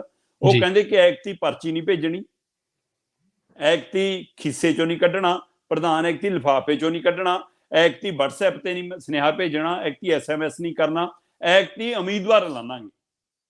ਠੀਕ ਹੈ। ਇਜਲਾਸ ਤੋਂ 2 ਦਿਨ ਪਹਿਲਾਂ, 3 ਦਿਨ ਪਹਿਲਾਂ ਅਸੀਂ ਉਮੀਦਵਾਰ ਐਲਾਨਾਂਗੇ ਕਿ ਸਾਡਾ ਭਾਈ ਪ੍ਰਧਾਨਗੀ ਦਾ ਉਮੀਦਵਾਰ ਆਏ, ਵਾਈਸ ਪ੍ਰਧਾਨਗੀ ਦਾ ਆਏ, ਏਦਾਂ ਉਮੀਦਵਾਰ ਐਲਾਨੇ ਜਾ ਸਕਦੇ ਨੇ। ਔਰ ਉਹ ਅਕਾਲੀ ਦਲ ਹਰਮਿੰਦਰ ਸਿੰਘ ਧਾਮੀ ਨੂੰ ਲੈ ਕੇ ਹੀ ਤੈਅ ਕਰਨਾ ਚਾਹੁੰਦਾ ਕਿ ਉਹਨਾਂ ਦਾ ਨਾਂ ਐਲਾਨ ਕਰੀਏ। ਪਰ ਬੀਬੀ ਜਗੀਰ ਕੌਰ ਦੀ ਧਮਕੀ ਤੋਂ ਬਾਅਦ ਜਾਂ ਉਹਨਾਂ ਦਾ ਇਹ ਕਹਿਣ ਤੋਂ ਬਾਅਦ ਮੈਂ ਮੈਦਾਨ 'ਚ ਲੜਨਾ ਹੀ ਲੜਨਾ, ਸੁਖਬੀਰ ਬਾਦਲ ਨੇ ਨਿੱਜੀ ਤੌਰ ਤੇ ਮੈਂਬਰ ਨਾਲ ਸੰਪਰਕ ਸਾਧਣਾ ਸ਼ੁਰੂ ਕੀਤਾ ਕਿ ਭਾਈ ਦੱਸੋ। ਤੇ ਉਹਨਾਂ ਮੈਂਬਰਾਂ ਨੇ ਕਿਹਾ ਕਿ ਪ੍ਰਧਾਨ ਜੀ ਜਿਹੜਾ ਉਮੀਦਵਾਰ ਤੁਸੀਂ ਐਲਾਨੋਗੇ, ਪਾਰਟੀ ਦਾ ਜਿਹੜਾ ਉਮੀਦਵਾਰ, ਅਸੀਂ ਉਹਦੇ ਨਾਲ ਹੋਵਾਂਗੇ। ਤੇ ਉਹਨਾਂ ਹੀ ਮੈਂਬਰਾਂ ਨਾਲ ਜਦੋਂ ਬੀਬੀ ਸੰਪਰਕ ਕਰਦੀ ਹੈ, ਬੀਬੀ ਜੀ ਕੋਈ ਗੱਲ ਨਹੀਂ, ਤੁਸੀਂ ਮੈਦਾਨ 'ਚ ਉਤਰੋ, ਅਸੀਂ ਤੁਹਾਡੇ ਨਾਲ ਆ। ਜੀ। ਸੋ ਹੁਣ ਦੋਏ ਧਿਰਾਂ ਨੂੰ ਨਹੀਂ ਸਮਝ ਆ ਰਿਹਾ ਕਿ ਮੈਂਬਰ ਜਾਣਗੇ ਕਿੱਥੇ। ਤੇ ਇੱਧਰ ਦੂਏ ਪਾਸੇ ਸਰਸੇ ਹੋਣੀ, ਕਾਲਕਾ ਹੋਰੀ, ਜਥੇਦਾਰ ਰਣਜੀਤ ਸਿੰਘ ਹੋਰੀ, ਭਾਈ ਰਣਜੀਤ ਸਿੰਘ ਹੋਰੀ, ਤੇ ਇਹਦੇ ਨਾਲ ਮਾਨ ਦਲ ਵਾਲੇ, ਇਹ ਸਾਰੇ ਇਸ ਪਹਿਲੂ ਤੋਂ ਨਹੀਂ ਸਮਝ ਆਉਂਦੇ ਕਿ ਅਸੀਂ ਬੀਬੀ ਨੂੰ ਸਮਰਥਨ ਦੇ ਦਈਏ, ਤੇ ਬਾਅਦ ਚੋਂ ਸੁਖਬੀਰ ਬਾਦਲ ਵੀ ਕਹੇ ਕਿ ਸਾਡੀ ਵੀ ਉਮੀਦਵਾਰ ਬੀਬੀ ਆ, ਫਿਰ ਵੀ ਅਸੀਂ ਫਸ ਗਏ। ਤੇ ਪਹਿਲਾਂ ਕਹਿੰਦੇ ਉਧਰੋਂ ਕੱਟਾ ਕੱਟੀ ਹੋ ਲਵੇ, ਫਿਰ ਅਸੀਂ ਤੈਅ ਕਰਾਂਗੇ ਕਿ ਭਾਈ ਅਸੀਂ ਮਤਲਬ ਕਿ ਕਿੱਧਰ ਭੁਗਤਣਾ। ਸੋ 9 ਤਰੀਕ ਨੂੰ ਇਸ ਵਾਰ ਕੋਈ ਵੱਡਾ ਖੇਡ ਵੀ ਹੋ ਸਕਦਾ ਤੇ ਜਾਂ ਇਸ ਦਬਾਅ ਦੇ ਹੇਠ ਕਿ ਬੀਬੀ ਜਗੀਰ ਕੌਰ ਕੀ ਬੀਜੇਪੀ ਵੱਲੋਂ ਮੈਦਾਨ 'ਚ ਨਿਤਰਨ ਜਾ ਰਹੀ ਆ, ਜਾਂ ਬਾਕੀ ਸਾਰੀਆਂ ਧਿਰਾਂ ਉਹਦੀ ਪਿੱਠ ਤੇ ਆ ਸਕਦੀਆਂ ਨੇ, ਜਾਂ ਉਹ ਇੰਨੀ ਫਾਈਟ ਦੇ ਸਕਦੀ ਆ। ਇਸ ਦਬਾਅ ਹੇਠ ਅਕਾਲੀ ਦਲ ਉਹਨੂੰ ਉਮੀਦਵਾਰ ਐਲਾਨ ਦੇਵੇ, ਪਰ ਮੈਨੂੰ ਪਤਾ ਲੱਗ ਰਿਹਾ ਕਿ ਅਕਾਲੀ ਦਲ ਧਾਮੀ ਸਾਹਿਬ ਦੇ ਉੱਤੇ ਹੀ ਤੈਅ ਆ ਤੇ ਬੀਬੀ ਜਗੀਰ ਕੌਰ ਮੈਦਾਨ 'ਚ ਉਤਰਨ ਲਈ ਤੈਅ ਆ। ਸੋ ਹੁਣ ਕਿੰਨੀਆਂ ਵੋਟਾਂ ਕਿਹਨੂੰ ਭੁਗਤਦੀਆਂ ਉਹ ਦੇਖਣ ਵਾਲੀ ਗੱਲ ਹੋ ਗਈ। 145-46 ਵੋਟਾਂ ਪੈਣ ਦੀ ਉਮੀਦ ਆ, ਉਹਦੇ ਵਿੱਚੋਂ ਕਿੰਨੀਆਂ ਕਿਹਨੂੰ ਪੈਂਦੀਆਂ ਨੇ, ਕੀ ਕੋਈ ਤੀਜਾ ਚਿਹਰਾ ਵੀ ਸਾਹਮਣੇ ਆਉਂਦਾ। ਫਿਲਹਾਲ 2 ਚਿਹਰੇ ਨੇ ਤੇ ਚੋਣ 9 ਤਰੀਕ ਦੀ ਉੱਤੇ ਹੈ। ਹਾਂਜੀ, ਬਿਲਕੁਲ ਦੇਖਣਯੋਗ ਹੋਊਗਾ ਕਿ ਕੀ ਚੋਣ ਸਮੀਕਰਨ ਕੀ ਬਣਦਾ। ਅਗਲੀ ਖਬਰ ਦੇ ਵੱਲ ਵਧੀਏ। ਡੇਰਾ ਸਿਰਸਾ ਮੁਖੀ ਦੀ ਗੱਲ ਕਰੀਏ ਸ਼ਰਮਾ ਜੀ, ਆਨਲਾਈਨ ਸਤਸੰਗ ਦੇ ਵਿੱਚ ਦੱਸਦੇ ਕਈ ਸਿਆਸਤਦਾਨ ਜਿਹੜੇ ਆ ਉਹਨਾਂ ਨੇ ਨੱਕ ਰਗੜੇ ਆ ਡੇਰਾ ਸਿਰਸਾ ਮੁਖੀ ਦੇ ਸਾਹਮਣੇ। ਬਿਲਕੁਲ ਜੀ, ਇਹ ਆਨਲਾਈਨ ਸਤਸੰਗ ਤਾਂ ਨਹੀਂਗਾ, ਹੁਣ ਆਨਲਾਈਨ ਸਿਆਸੀ ਸਤਸੰਗ ਹੈ। ਸੋ ਡੇਰਾ ਸਿਰਸਾ ਮੁਖੀ ਗੁਰਮੀਤ ਸਿੰਘ ਰਾਮ ਰਹੀਮ ਇੱਕ ਅਜਿਹਾ ਡੇਰੇ ਨੂੰ ਚਲਾਉਂਦਾ ਜਿਹਦਾ ਰਾਜਨੀਤਿਕ ਵਿੰਗ ਵੀ ਹੈ। ਸੋ ਫਿਰ ਧਾਰਮਿਕ ਜਥੇਬੰਦੀ ਤਾਂ ਪਹਿਲਾਂ ਹੀ ਸਪਸ਼ਟ ਹੈ ਕਿ ਨਹੀਂ ਆ। ਫਿਰ ਜਿਹੀ ਜਿਹੀਆਂ ਕਰਤੂਤਾਂ ਗੁਨਾਹਾਂ ਦੇ ਵਿੱਚੋਂ ਅੰਦਰ ਗਿਆ, ਚਾਹੇ ਉਹ ਬਲਾਤਕਾਰ ਦਾ ਮਾਮਲਾ, ਚਾਹੇ ਉਹ ਪੱਤਰਕਾਰ ਛਤਰਪਤੀ ਦੇ ਕਤਲ ਦਾ ਮਾਮਲਾ, ਸੋ ਉਹ ਸਾਰੇ ਪਹਿਲੂ ਵੀ ਉਹਦਾ ਇੱਕ ਮਤਲਬ ਕਿ ਫਿਰ ਜਿਹੀ ਜਿਹੀਆਂ ਫਿਲਮਾਂ, ਸੋ ਉਹ ਉਧਰ ਉਹ ਸਾਰਾ ਪਹਿਲੂ ਵੀ ਸਾਫ਼ ਕਰਦਾ ਕਿ ਡੇਰੇ ਦਾ ਰੋਲ ਕਿਹੋ ਜਾ ਰਿਹਾ। ਸੋ ਪਰ ਇੱਧਰ ਹੁਣ ਕਹਿੰਦੇ ਕਿ ਰਾਜਨੀਤਿਕ ਲੀਡਰਾਂ ਨੂੰ ਅਜਿਹੇ ਬਾਬੇ ਸੂਟ ਕਰਦੇ ਨੇ ਕਿ ਜਿਹਦੇ ਕਹੇ ਦੇ ਉੱਤੇ ਲੋਕ ਫਿਲਮ ਦੇਖਣ ਚਲੇ ਜਾਣ, ਤੇ ਚੰਡੀਗੜ੍ਹ ਦੇ ਮਾਲ ਦੇ ਵਿੱਚ ਫਿਲਮ ਦੇਖਣ ਲੱਗਿਆਂ ਵੀ ਜੁੱਤੀ ਤਾਰ ਕੇ ਕੁਰਸੀ ਦੇ ਬਜਾਏ ਭੁੰਜੇ ਬੈਠਣ ਕਿ ਨਹੀਂ ਜੀ ਸਾਡੇ ਬਾਬਾ ਜੀ ਦੀ ਫਿਲਮ ਆ, ਤੇ ਉਹਦੇ ਕਹਿੰਦੇ ਫਿਰ ਵੋਟਾਂ ਤੋਂ ਕਿਸੇ ਨੂੰ ਵੀ ਪਾ ਸਕਦੇ। ਅਗਲੇ ਕਹਿੰਦੇ ਇਹ ਵੱਖਰੀ ਗੱਲ ਆ ਕਿ ਬਾਬੇ ਦੀਆਂ ਵੋਟਾਂ ਵੀ ਕਈ ਵਾਰ ਪਾਰਟੀਆਂ ਨੂੰ ਜਿਤਾ ਨਹੀਂ ਸਕੀਆਂ, ਕਦੇ ਕੈਪਟਨ ਨੇ ਪਵਾ ਕੇ ਦੇਖ ਲਈਆਂ, ਕਦੇ ਅਕਾਲੀਆਂ ਬੀਜੇਪੀ ਨੇ ਪਵਾ ਕੇ ਦੇਖ ਲਈਆਂ, ਤਾਂ ਵੀ ਨਤੀਜੇ ਉਹਨਾਂ ਦੇ ਹੱਕ ਵਾਲੇ ਨਹੀਂ ਆਏ। ਸੋ ਇਸ ਲਈ ਵੋਟ ਹੁੰਦੀ ਆ, ਪਰ ਪਤਾ ਨਹੀਂ, ਪਰ ਫਿਰ ਵੀ ਲੋਕਾਂ ਨੂੰ ਭਰਮ ਭੁਲੇਖਾ ਰਹਿੰਦਾ। ਤੇ ਇਸ ਮੌਕੇ ਡੇਰਾ ਸਿਰਸਾ ਮੁਖੀ ਨੂੰ 40 ਦਿਨਾਂ ਲਈ ਕਹਿੰਦੇ ਕਿ ਭਾਜਪਾ ਦੇ ਰਹਿਮੋ ਕਰਮ ਨਾਲ ਪੈਰੋਲ ਮਿਲੀ ਆ, ਤੇ ਉਧਰ ਕਾਨੂੰਨ ਕਹਿੰਦਾ ਕਾਨੂੰਨ ਦੇ ਹਵਾਲੇ ਨਾਲ ਪੈਰੋਲ ਮਿਲੀ ਆ। ਤੇ ਡੇਰਾ ਸਿਰਸਾ ਮੁਖੀ ਗੁਰਮੀਤ ਸਿੰਘ ਰਾਮ ਰਹੀਮ ਅੱਜ ਕੱਲ੍ਹ ਯੂਪੀ ਦੇ ਵਿੱਚ ਬਾਗਬਾਦ ਦੇ ਵਿੱਚ ਆਪਣੇ ਡੇਰੇ ਦੇ ਵਿੱਚੋਂ ਆਨਲਾਈਨ ਸਤਸੰਗ ਕਰਦਾ। ਸਤਸੰਗ ਯੂਪੀ ਤੋਂ ਹੁੰਦਾ ਤੇ ਹਰਿਆਣੇ ਦੇ ਡੇਰਿਆਂ ਦੇ ਵਿੱਚ ਬੈਠੇ ਹੁੰਦੇ ਨੇ ਬੀਜੇਪੀ ਦੇ ਲੀਡਰ ਜੀ। ਕਰਨਾਲ ਜ਼ਿਲ੍ਹਾ ਮੁੱਖ ਮੰਤਰੀ ਖੱਟਰ ਦਾ ਇਲਾਕਾ, ਉਸ ਇਲਾਕੇ ਦਾ ਮੇਅਰ ਵੀ ਤੇ ਉੱਥੇ ਦਾ ਡਿਪਟੀ ਮੇਅਰ ਵੀ ਤੇ ਹੋਰ ਉਹਦੇ ਰਿਸ਼ਤੇਦਾਰ ਚੱਕਰ ਵੀ ਸਾਰੇ ਲਾਈਨ 'ਚ ਬੈਠ ਕੇ ਗੋਡੇ ਲਾ ਕੇ ਬਾਬਾ ਜੀ ਨੂੰ ਮੱਥਾ ਟੇਕਦੇ ਤੇ ਕਹਿੰਦੇ ਆ ਬਾਬਾ ਜੀ ਤੁਹਾਡਾ ਆਸ਼ੀਰਵਾਦ ਆ। ਤੇ ਹੁਣ ਤਾਂ ਡਿਪਟੀ ਸਪੀਕਰ ਚਲਾ ਗਿਆ, ਹਰਿਆਣੇ ਦਾ ਡਿਪਟੀ ਸਪੀਕਰ ਉਸ ਸਮਾਗਮ 'ਚ ਪਹੁੰਚ ਗਿਆ ਤੇ ਆਨਲਾਈਨ ਬੈਠਾ, ਕਹਿੰਦਾ ਜੀ ਮੈਂ ਤਾਂ ਬਹੁਤ ਪ੍ਰੇਮੀ ਆ ਜੀ ਤੁਹਾਡਾ, ਤੁਹਾਤੋਂ ਹਮੇਸ਼ਾ ਸਹਿਯੋਗ ਮਿਲਦਾ, ਮੈਨੂੰ ਆਸ਼ੀਰਵਾਦ ਮਿਲਦਾ। ਸੋ ਬੀਜੇਪੀ ਦੀ ਲੀਡਰਸ਼ਿਪ ਲਗਾਤਾਰ, ਕਿਉਂਕਿ ਇੱਕ ਤਾਂ ਉੱਥੇ ਜ਼ਿਮਨੀ ਚੋਣ ਆ, ਦੂਸਰਾ ਉੱਥੇ ਪੰਚਾਇਤ ਜਿਹੜੀਆਂ ਉਹਦੀਆਂ ਪੰਚਾਇਤ ਦੀਆਂ ਬਲਾਕ ਸੰਮਤੀ ਜ਼ਿਲ੍ਹਾ ਪ੍ਰੀਸ਼ਦ ਦੀਆਂ ਚੋਣਾਂ ਨੇ, ਉਹਨੂੰ ਲੈ ਕੇ ਉਮੀਦਵਾਰ ਤੇ ਉਹਨਾਂ ਦੇ ਲੀਡਰ ਤੇ ਉਹ ਸਾਰੇ ਇਹ ਨੱਕ ਰਗੜ ਰਹੇ ਨੇ ਕਿ ਬਾਬਾ ਜੀ ਸਾਨੂੰ ਵੋਟਾਂ ਪਵਾ ਦਿਓ। ਹੋਰ ਪਾਰਟੀਆਂ ਦੇ ਲੀਡਰਾਂ ਨੇ ਵੀ ਗਾਹੇ ਵਗਾਏ ਪਹੁੰਚ ਕੀਤੀ ਆ। ਸੋ ਪਰ ਇੱਧਰ ਆ ਸਿੱਧੇ ਬੀਜੇਪੀ ਨੇ ਤਾਂ ਇਹੀ ਕਹਿ ਲਿਆ ਕਿ ਸਤਸੰਗ ਇਹ ਸਾਡੇ ਲਈ ਆ, ਕਿਉਂਕਿ ਬਾਬਾ ਆਇਆ ਹੀ ਸਾਡੇ ਲਈ ਆ। ਸੋ ਇਸ ਲਈ ਇਹ ਆਨਲਾਈਨ ਡੇਰਾ ਸਿਰਸਾ ਮੁਖੀ ਗੁਰਮੀਤ ਸਿੰਘ ਰਾਮ ਰਹੀਮ ਦਾ ਸਤਸੰਗ ਨਹੀਂ, ਇਹ ਸਿਆਸੀ ਸਤਸੰਗ ਹੈ। ਪ੍ਰਵੀਨ ਜੀ, ਜਿਹੜੇ ਹਿਸਾਬ ਨਾਲ ਕੱਢਿਆ ਸੀ ਨਾ, ਉਦੋਂ ਹੀ ਪਤਾ ਲੱਗ ਗਿਆ ਸੀ ਵੀ ਜਿਹੜੀਆਂ ਚੋਣਾਂ ਹੋ ਰਹੀਆਂ ਨੇ ਆਮ ਪੰਚਾਇਤੀ ਚੋਣਾਂ ਦੇ ਲਈ ਤੇ ਇੱਕ ਆਦਮਪੁਰ ਜ਼ਿਮਨੀ ਚੋਣ ਦੇ ਲਈ, ਇਹਨੂੰ ਲਿਆਂਦਾ ਬਾਹਰ ਤਾਂ ਹੈ। ਇਹ ਸਪਸ਼ਟ ਲੱਗਦਾ ਸੀਗਾ ਵੀ ਇਹਨੂੰ ਭਾਜਪਾ ਦਾ ਸਿਆਸੀ ਸੰਦ ਬਣ ਗਿਆ ਹੁਣ ਇਹ, ਤੇ ਹੁਣ ਸੰਦ ਨੂੰ ਫਿਰ ਅਗਲਾ ਲੋੜ ਮੁਤਾਬਕ ਹੀ ਵਰਤੂਗਾ। ਬਿਲਕੁਲ। ਅਗਲੀ ਖਬਰ ਦੇ ਵੱਲ ਵਧੀਏ ਸ਼ਰਮਾ ਜੀ, ਤੇ ਗੱਲ ਕਰੀਏ ਰੁੱਖ ਕਰੀਏ ਲੁਧਿਆਣੇ ਦਾ। ਲੁਧਿਆਣੇ ਦੇ ਕਹਿੰਦੇ ਸਰਕਾਰੀ ਸਕੂਲਾਂ ਦੇ ਵਿਦਿਆਰਥੀ ਤਾਂ ਪਾਸ ਹੈ, ਪਰ ਪੀਣ ਵਾਲਾ ਪਾਣੀ ਫੇਲ ਹੈ। ਪ੍ਰਵੀਨ ਜੀ, ਲੁਧਿਆਣੇ ਤੋਂ ਲੈ ਕੇ ਉਹ ਅਬੋਹਰ ਫਾਜ਼ਿਲਕਾ ਤੋਂ ਹੁੰਦਾ ਹੋਇਆ ਜੇਕਰ ਅਸੀਂ ਰਾਜਸਥਾਨ ਕੰਨੀ ਨੂੰ ਨਿਕਲੀਏ ਤਾਂ ਸਾਰਾ ਪਾਣੀ ਜ਼ਹਿਰੀ ਹੋ ਚੁੱਕਿਆ। ਧਰਤੀ ਹੇਠਲਾ ਪਾਣੀ ਪੀਣ ਯੋਗ ਨਹੀਂ, ਤੇ ਨਦੀਆਂ ਵਾਲਾ ਸਾਡੇ ਦਰਿਆਵਾਂ ਵਾਲਾ ਪਾਣੀ ਉਹ ਬੁੱਢੇ ਦਰਿਆ ਨੂੰ ਜਿਵੇਂ ਇਹਨਾਂ ਨੇ ਗੰਦ 'ਚ ਬਦਲਿਆ, ਉਹਦਾ ਨਤੀਜਾ। ਤੇ ਇੰਡਸਟਰੀ ਵਾਲਿਆਂ ਨੇ ਜਿਹੜਾ ਇੱਕ ਨਵਾਂ ਫਾਰਮੂਲਾ ਕੱਢਿਆ ਕਿ ਧਰਤੀ 'ਚ ਬੋਰ ਕਰੋ ਤੇ ਗੰਦ ਥੱਲੇ ਪਾ ਦਿਓ, ਉਹਦਾ ਨਤੀਜਾ।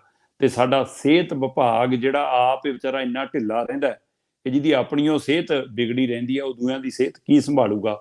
ਕਿ ਸਕੂਲਾਂ ਦੀਆਂ ਟੈਂਕੀਆਂ ਕਦੇ ਸਾਫ਼ ਹੀ ਨਹੀਂ ਹੁੰਦੀਆਂ, ਜ਼ਿਆਦਾਤਰ ਦੇ ਢੱਕਣੇ ਗਾਇਬ ਹੁੰਦੇ ਨੇ, ਜ਼ਿਆਦਾਤਰ ਟੂਟੀਆਂ ਹੀ ਗਾਇਬ ਹੁੰਦੀਆਂ ਨੇ। ਸੋ ਉਹ ਰਹਿੰਦਾ ਖੁੰਦਾ ਜੇ ਮਾੜਾ ਮੋਟਾ ਸਾਫ਼ ਵੀ ਹੋਵੇ, ਉਹਦੇ 'ਚ ਹੋਰ ਨਵਾਂ ਗੰਦ ਪੈ ਜਾਂਦਾ। ਸਿਹਤ ਵਿਭਾਗ ਨੇ ਪਾਣੀ, ਸਰਕਾਰੀ ਸਕੂਲਾਂ ਦੇ ਪਾਣੀਆਂ ਦੇ ਸੈਂਪਲ ਲਏ ਜੀ, ਤੇ ਉਹ ਸਾਰੇ 25 ਸਕੂਲਾਂ ਦਾ ਕਹਿੰਦੇ ਪਾਣੀ ਫੇਲ ਹੋ ਗਿਆ ਜੀ ਲੁਧਿਆਣੇ ਦਾ। ਅੱਛਾ, ਤੇ ਜਾਂਚ ਕਿੰਨਿਆਂ ਦੀ ਕੀਤੀ ਜੀ? 25 ਸਕੂਲਾਂ ਦੀ। 25 ਸਕੂਲਾਂ 'ਚ ਪਾਣੀ ਜਾਂਚ ਕੀਤਾ ਤੇ 25 ਸਕੂਲਾਂ ਦਾ ਫੇਲ ਨਿਕਲਿਆ। ਸੋ ਲੁਧਿਆਣੇ ਖੇਤਰ ਦੇ ਵਿੱਚ ਤੁਸੀਂ ਕਿਤੇ ਵੀ, ਮੈਂ ਇਹ ਦਾਅਵੇ ਨਾਲ ਕਹਿ ਸਕਦਾ, ਮੈਂ ਨਾ ਤਾਂ ਉਸ ਤਕਨੀਕ ਦਾ ਵਿਦਿਆਰਥੀ ਹਾਂ ਜੀ, ਨਾ ਮੈਨੂੰ ਉਹ ਆਉਂਦਾ, ਪਰ ਜਿੰਨੀ ਮੈਨੂੰ ਸਮਝ ਆ, ਜਿੰਨਾ ਮੈਂ ਉੱਥੇ ਧਰਾਤਲ ਤੇ ਜਾ ਕੇ, ਗਰਾਊਂਡ ਤੇ ਜਾ ਕੇ ਦੇਖ ਚੁੱਕਿਆ, ਉਹਨਾਂ ਪਿੰਡਾਂ 'ਚ ਜਿਵੇਂ ਅਸੀਂ ਜਾ ਕੇ ਦੇਖ ਚੁੱਕੇ ਹਾਂ ਕਿ ਇੱਕ ਘਰ ਦੇ ਵਿੱਚ 12-12 ਕੈਂਸਰ ਦੇ ਮਰੀਜ਼, 4-4 ਜੀ ਇੱਕ ਘਰ ਨੇ ਗਵਾਏ, ਖੇਤ ਵੀ ਗਵਾਏ, ਬੱਚੇ ਵੀ ਗਵਾਏ, ਪਤਨੀ ਵੀ ਗਵਾਈ। ਸੋ ਹਰ ਘਰ ਦੇ ਵਿੱਚ ਅਪੰਗਤਾ, ਕਲਾ ਪੀਲੀਆ। ਤੇ ਮੈਂ ਦਾਅਵੇ ਨਾਲ ਕਹਿਣਾ ਪ੍ਰਵੀਨ ਜੀ, ਲੁਧਿਆਣੇ ਦੇ ਕਿਸੇ ਸ਼ਹਿਰ ਦਾ, ਕਿਸੇ ਟ੍ਰੀਟਮੈਂਟ ਪਲਾਂਟ ਦੇ ਅਧੀਨ ਆਉਣ ਵਾਲੇ ਦਾ ਪਾਣੀ ਚੈੱਕ ਕਰ ਲਿਓ, ਜੇ ਸਾਫ਼ ਨਿਕਲ ਜਾਵੇ ਮੇਰਾ ਨਾਮ ਬਦਲ ਦਿਓ। ਕਾਰਨ ਇੰਨੀਆਂ ਭਾਰੀ ਕੈਮੀਕਲ ਧਾਤਾਂ ਨੇ ਜਿਹੜੀਆਂ ਸਾਫ਼ ਹੀ ਨਹੀਂ ਹੋ ਸਕਦੀਆਂ ਕਿਸੇ ਵੀ ਟ੍ਰੀਟਮੈਂਟ ਸਿਸਟਮ ਤੋਂ। ਔਰ ਜ਼ਿਆਦਾਤਰ ਟ੍ਰੀਟਮੈਂਟ ਸਿਸਟਮ ਅਜਿਹੇ ਨੇ ਕਿ ਜਦੋਂ ਕਿਸੇ ਅਫਸਰ ਨੇ ਆਉਣਾ ਹੋਵੇ, ਕਿਸੇ ਮੰਤਰੀ ਨੇ ਆਉਣਾ ਹੋਵੇ, ਉਦੋਂ ਇਹ ਬਟਨ ਦੱਬ ਕੇ ਚੱਲਦੇ ਨੇ, ਅਸਲ 'ਚ ਚੱਲਦੇ ਹੀ ਨਹੀਂ ਗੇ, ਉਹ ਬੰਦ ਪਏ ਹੁੰਦੇ ਆ। ਬਿਲਕੁਲ।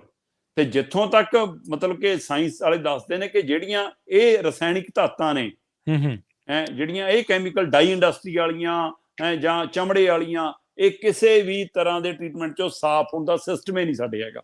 ਮਲ ਮੂਤਰ ਗੰਦ ਉਹ ਤਾਂ ਸਾਫ਼ ਹੋ ਸਕਦਾ, ਪਰ ਇਹ ਸਾਫ਼ ਨਹੀਂ ਹੋ ਸਕਦਾ। ਤੇ ਉਹ ਪਾਣੀ ਦੇਖਣ ਨੂੰ ਸਾਨੂੰ ਲੱਗਦਾ ਕਿ ਸਾਫ਼ ਹੈ, ਤੇ ਪਰ ਉਹ ਪਾਣੀ ਸਾਫ਼ ਨਹੀਂ ਗਾ। ਸੋ ਸਰਕਾਰੀ ਸਕੂਲਾਂ ਦੇ ਹਵਾਲੇ ਨਾਲ ਇਹ ਗੱਲ ਸਾਫ਼ ਹੈ ਕਿ ਇਹਦਾ ਮਤਲਬ ਜਿਹੜੇ ਬੱਚੇ ਨੇ, ਤੁਸੀਂ ਜੇਕਰ ਉਹਨਾਂ ਲਈ ਵੀ ਪਾਣੀ ਦਾ ਸਾਫ਼ ਪ੍ਰਬੰਧ ਨਹੀਂ ਕਰ ਪਾਉਂਦੇ, ਸ਼ਹਿਰ ਵਾਸੀਆਂ ਲਈ ਸਾਫ਼ ਪਾਣੀ ਦਾ, ਫਿਰ ਇਹ ਜੀ ਕਿਹੜੀ ਤਰੱਕੀ ਨੂੰ ਕੀ ਕਰਨਾ, ਇਹ ਜੀ ਇੰਡਸਟਰੀ ਨੂੰ ਕੀ ਕਰਨਾ, ਜਾਂ ਰੁਜ਼ਗਾਰ ਦਾ ਕੀ ਕਰਨਾ? ਫੈਕਟਰੀਆਂ 'ਚ ਕੰਮ ਕਰਨ ਵਾਲੇ ਬੰਦੇ ਕਹਿੰਦੇ ਅਸੀਂ ਤਨਖਾਹ ਲੈਂਦੇ ਹਾਂ 10,000, ਤੇ ਸਾਡੇ ਘਰ 'ਚ ਪਏ ਨੇ 3 ਮਰੀਜ਼ ਕੈਂਸਰ ਦੇ ਜੀ, ਤੇ ਦੱਸੋ ਉਹ ਤਨਖਾਹ ਕੀ ਰੋਟੀ ਖਾਣ ਲਈ ਪੂਰੀ ਹੋਊਗੀ ਕਿ ਦਵਾਈਆਂ ਦੇ ਪੱਤੇ ਲੈਣ ਲਈ ਪੂਰੀ ਹੋਊਗੀ? ਸੋ ਇਸ ਲਈ ਉਹੇ ਜੇ ਟਿਫਨ ਭਗਵੰਤ ਮਾਨ ਜੀ ਨਾ ਫੜਾਓ ਪੰਜਾਬੀਆਂ ਦੇ ਹੱਥ 'ਚ, ਜਾਂ ਇੱਥੇ ਆ ਕੇ ਰੁਜ਼ਗਾਰ ਵਾਲੇ ਹੱਥ 'ਚ। ਸੋ ਪਹਿਲਿਆਂ ਨੇ ਜੋ ਕੀਤਾ, ਉਹ ਤੋਂ ਬਾਅਦ ਤੁਹਾਡੇ ਰਾਜ 'ਚ ਕੀ ਬਦਲਿਆ, ਦੱਸ ਦਿਓ ਮੈਨੂੰ, ਇਸ ਪਹਿਲੂ ਤੇ ਕੀ ਕੰਮ ਹੋਇਆ? ਸੋ ਸਿਰਫ ਇਸ਼ਤਿਹਾਰ ਦੇਣਾ, ਅਖਬਾਰਾਂ 'ਚ ਇਸ਼ਤਿਹਾਰ ਛਪਾਉਣਾ ਹੀ ਮਿਸ਼ਨ ਬਣ ਕੇ ਰਹਿ ਗਿਆ। ਖਜ਼ਾਨਾ ਖਾਲੀ ਆ, ਇਸ਼ਤਿਹਾਰਾਂ ਦੇ ਲਈ ਖਜ਼ਾਨਾ ਭਰਿਆ। ਸੋ ਇਸ ਲਈ ਪੀਣ ਵਾਲੀ ਪਾਣੀ ਦੀ 25 ਸਕੂਲਾਂ ਦੀ ਜਾਂਚ ਨੇ ਪੂਰੇ ਪੰਜਾਬ ਦਾ ਦ੍ਰਿਸ਼ ਸਾਫ਼ ਕਰਕੇ ਰੱਖ ਦਿੱਤਾ ਕਿ 5 ਦਰਿਆਵਾਂ ਦੀ ਧਰਤੀ ਦੇ ਉੱਤੇ ਹੁਣ ਪਾਣੀ ਪੀਣ ਯੋਗ ਵੀ ਨਹੀਂ। ਜੀ ਜੀ ਜੀ। ਅਗਲੀ ਖਬਰ ਦੇ ਵੱਲ ਵਧੀਏ ਸ਼ਰਮਾ ਜੀ, ਤੇ ਗੱਲ ਕਰੀਏ ਕਾਲਜਾਂ ਦੀ ਗਿਣਤੀ ਦੀ। ਪੰਜਾਬ ਦੇ ਵਿੱਚ ਕਹਿੰਦੇ ਕਾਲਜਾਂ ਦੀ ਗਿਣਤੀ ਘਟੀ ਹੈ, ਵਧੀ ਹੈ, ਪਰ ਵਿਦਿਆਰਥੀਆਂ ਦੀ ਘਟ ਗਈ ਗਿਣਤੀ। ਬਿਲਕੁਲ ਪ੍ਰਵੀਨ ਜੀ, ਜੇਕਰ ਤੁਸੀਂ ਵੈਸੇ ਹੀ ਦੇਖੋ ਤਾਂ ਅੱਜ ਕੱਲ ਜਦੋਂ ਵੀ ਕਿਸੇ ਵੀ ਸੜਕ ਤੇ ਲੰਘੋ ਤਾਂ ਤੁਹਾਨੂੰ ਖੇਤਾਂ ਦੇ ਵਿੱਚ ਕਾਲਜ ਉੱਗੇ ਹੋਏ ਦਿਖ ਜਾਂਦੇ ਨੇ। ਅੱਜ ਕੱਲ ਫਸਲ ਚਾਹੇ ਨਾ ਉੱਗੀ ਹੋਵੇ, ਕਾਲਜ ਉੱਗੇ ਬਹੁਤ ਦਿਖਦੇ ਨੇ ਕਿ ਆ ਪ੍ਰਾਈਵੇਟ ਕਾਲਜ ਖੁੱਲ ਗਿਆ ਜੀ। ਪਰ ਉਹ ਅੱਜ ਕੱਲ ਪੰਜਾਬ ਦੇ ਖਾਸ ਕਰਕੇ ਜਿਹੜੇ ਪ੍ਰਾਈਵੇਟ ਕਾਲਜ, ਪ੍ਰਾਈਵੇਟ ਯੂਨੀਵਰਸਿਟੀਆਂ, ਇੰਡਸਟਰੀ ਜਿਹੜੀ ਇਹ ਖੁੱਲੀ ਆ, ਉਹਦੇ ਵਿੱਚੋਂ ਪੰਜਾਬੀ ਵਿਦਿਆਰਥੀ ਤੁਹਾਨੂੰ ਵੈਸੇ ਹੀ ਘੱਟ ਮਿਲਦਾ। ਤੇ ਜੇਕਰ ਉਹ ਕਾਲਜ ਚੱਲ ਵੀ ਰਹੇ ਨੇ ਤਾਂ ਉਹ ਹਿਮਾਚਲ ਔਰ ਖਾਸ ਕਰਕੇ ਹਰਿਆਣਾ ਤੇ ਜ਼ਿਆਦਾ ਗਿਣਤੀ ਜੰਮੂ ਕਸ਼ਮੀਰ ਦੇ ਬੱਚਿਆਂ ਕਰਕੇ ਚੱਲ ਰਹੇ ਨੇ। ਉਹ ਬੱਚੇ ਇੱਥੇ ਜ਼ਿਆਦਾ ਪੜ੍ਹਨ ਨੇ। ਸਾਡੇ ਬੱਚੇ ਤਾਂ +2 ਤੋਂ ਬਾਅਦ ਸਿੱਧੇ ਵਿਦੇਸ਼ਾਂ ਨੂੰ ਜਾ ਰਹੇ ਨੇ ਪੰਜਾਬ ਤੋਂ। ਹਾਂ, ਪਰ ਉਹ ਗਿਣਤੀ ਵੀ ਪੰਜਾਬ ਦੇ ਕਾਲਜਾਂ 'ਚ ਆ। ਉਹਦੇ ਬਾਵਜੂਦ ਵੀ ਪੰਜਾਬ 'ਚ ਵਿਦਿਆਰਥੀਆਂ ਦੀ ਗਿਣਤੀ ਘੱਟ ਆ ਤੇ ਕਾਲਜਾਂ ਦੀ ਗਿਣਤੀ ਵੱਧ ਆ। ਅਧਿਆਪਕਾਂ ਦੀ ਗਿਣਤੀ ਘੱਟ ਆ, ਵਿਦਿਆਰਥੀਆਂ ਦੀ ਉਹਦੇ ਮੁਕਾਬਲੇ ਵੱਧ ਆ। ਪਹਿਲਾਂ ਟੀਚਰ ਘੱਟ ਨੇ, ਉਹਨਾਂ ਦੇ ਮੁਕਾਬਲੇ ਬੱਚੇ ਵੱਧ ਨੇ। ਫਿਰ ਬੱਚਿਆਂ ਦੇ ਹਿਸਾਬ ਨਾਲ ਕਾਲਜ ਵੱਧ ਨੇ, ਬੱਚੇ ਘੱਟ ਨੇ। ਸੋ ਪੰਜਾਬ ਦੇ ਵਿੱਚ ਪਿਛਲੇ 10 ਸਾਲਾਂ ਦੇ ਵਿੱਚ 14% ਕਾਲਜ ਵਧੇ ਨੇ, ਤੇ ਪਰ ਦਾਖਲੇ 28% ਘਟ ਗਏ। ਤੁਸੀਂ ਇੱਥੋਂ ਅੰਦਾਜ਼ਾ ਲਾ ਲਓ ਕਿ ਪੰਜਾਬ ਦੇ ਵਿੱਚ 10 ਸਾਲਾਂ 'ਚ, ਪਿਛਲੇ 10 ਸਾਲਾਂ ਦਾ ਜੇਕਰ ਮੈਂ ਅੰਕੜੇ ਦੇਖਦਾ ਤਾਂ ਮੈਂ ਦੇਖਦਾ ਕਿ ਪੰਜਾਬ ਦੇ ਵਿੱਚ 2011-12 ਦੇ ਵਿੱਚ 973 ਕਾਲਜ ਨੇ, ਤੇ 2019-20 ਦੇ ਵਿੱਚ 1111 ਕਾਲਜ ਹੋ ਗਏ। ਕਾਲਜਾਂ 'ਚ ਚੰਗਾ ਵਾਧਾ ਹੋਇਆ, 14.18% ਕਾਲਜਾਂ ਦੇ ਵਿੱਚ ਵਾਧਾ ਹੋਇਆ। ਪਰ ਇੱਧਰ ਦੂਸਰੇ ਪਾਸੇ ਬੱਚਿਆਂ ਦੀ ਗਿਣਤੀ ਲਗਾਤਾਰ ਘਟ ਗਈ, ਟੀਚਰਾਂ ਦੀ ਗਿਣਤੀ ਲਗਾਤਾਰ ਘਟਦੀ ਗਈ। ਤੇ ਪੰਜਾਬ ਦੇ ਅੰਦਰ ਹਕੀਕਤ ਇਹ ਹੈ ਕਿ ਕਾਲਜ ਵੱਧਦੇ ਦਿਖਦੇ ਨੇ ਤੁਹਾਨੂੰ ਕਿ ਹਾਂ ਕਾਲਜ ਵੱਧ ਕੇ, ਪਰ ਉਹਦੀ ਵੰਡ ਦੇਖੋ, ਚੋਣ ਦੇਖੋ ਕੀ ਹੈ। ਜਦੋਂ ਪ੍ਰਵੀਨ ਜੀ ਕਾਲਜ ਵਧਣ ਤਾਂ ਪਹਿਲਾਂ ਕੀ ਹੁੰਦਾ ਕਿ ਹਰ ਜ਼ਿਲ੍ਹੇ 'ਚ ਕਾਲਜ ਹੋਵੇ, ਫਿਰ ਹੁੰਦਾ ਕਿ ਘੱਟੋ ਘੱਟ ਹਰ ਤਹਿਸੀਲ 'ਚ ਕਾਲਜ ਹੋਵੇ, ਫਿਰ ਜੀ। ਹੁੰਦਾ ਕਿ ਹਰ ਸਬ ਤਹਿਸੀਲ 'ਚ ਕਾਲਜ ਹੋਵੇ। ਪਰ ਆ ਲਓ, ਪੰਜਾਬ ਦੀਆਂ 33 ਸਬ ਡਿਵੀਜ਼ਨਾਂ ਦੇ ਵਿੱਚੋਂ 17 'ਚ ਸਰਕਾਰੀ ਕਾਲਜ ਹੈਗਾ। ਅੱਛਾ।